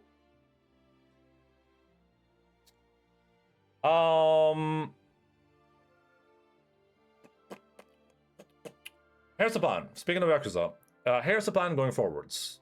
For people that have been waiting desperately for me to finish this game for 41 streams. I have not decided what franchise to do next. I'm a little bit torn between... I feel tired thinking about Stardew later. Yeah, that's in like 7 hours or something, right? Someone remind Dualis if you haven't. I'm torn between doing Dragon Age, which, because we've already done a bunch of fantasy stuff, or doing like Fallout. So I might do like a vote. I might just ask people that actually watch the stream, because sometimes people vote and they're not actually gonna watch. Yeah, I'm a little bit dubious about what I'll do, but for the next franchise playthrough we're doing, we're either gonna be one of those two, Fallout or Dragon Age. When it comes to the nearer future, we're gonna be doing Go-Go Town. That was demanded by Deb. We're gonna start this Saturday, unless Deb yells at me for that. So in a couple of days, we're gonna do that. Probably do it Saturday and Sunday, and then from there, I'll decide if I'll do it once every Saturday or do it twice a week on Saturday and Sunday. So that's gonna be like a once/twice a week type game. On top of that, we're gonna be playing through Space Marine 1 and 2, which should be pretty quick. Well, so we can keep doing the Dance Macabre memes through. So we're gonna play Space Marine 1 and 2. That should be maybe like 4 streams total. They're pretty short games. After that, I want to check out Astrobot, which should also be another short game, relatively speaking. And then our next big game on the schedule is Yakuza 6. If you're a Yakuza fan, then be excited for that. But by the time we're like in the middle of Yakuza 6 probably, or maybe even before we started, somewhere towards Christmas, we'll do our Christmas stream where I will go through all the clips that we've had this year. Plus one for the sense of urgency of 150-day quest timer. Ooh. We'll go through all the games we streamed. We'll have all our big I look through all the games, we talk about them. I give my thoughts about them. We look through all the clips we got this year. We see if we got any funny clips. We talk about what we're gonna do next year. Like we'll go over this list right here. Can you dress up as Santa Claus? I will have to find an outfit. That's gonna be a lot of work, but maybe. We'll go over this list because this is my list of games, and we'll just like. God damn it! Wait, played. So am I still waiting for this world to stop hating? We'll go through this as games and we'll kind of decide what we're gonna do next year. I'm like these games are games that I said I will play this. Like I would think about playing this year. We end up playing none of them this year, to be clear. But we played some. Like all the X's are games that I was like, oh, I want to check this out this year. So we played some of them. Not most of them though, but because this was like a year of really long games. But we'll go through this list again. We'll mark down games that I kind of want to play, and then we'll see like what games have come out, what games we're interested in playing. And that should be a lot of fun. Yeah, that's the plan going forwards. Love you all. Appreciate you all for being here. Can't wait to backseat Yakuza 7-8. Yeah, I bet you can't, you little boy. Do you think anyone's streaming right now? Or did everyone just raid me and I'm just sitting here rambling? Nope. Alright, well, I'm just gonna stream then. Shared viewership is here. Shared chat now unlocks combined view counts and more. Ooh, is that a way for me to get a partnership? I'm gonna backseat you so fucking hard. Alright, love you all. Appreciate you all. Thank you for hanging out. Hope you guys enjoyed this.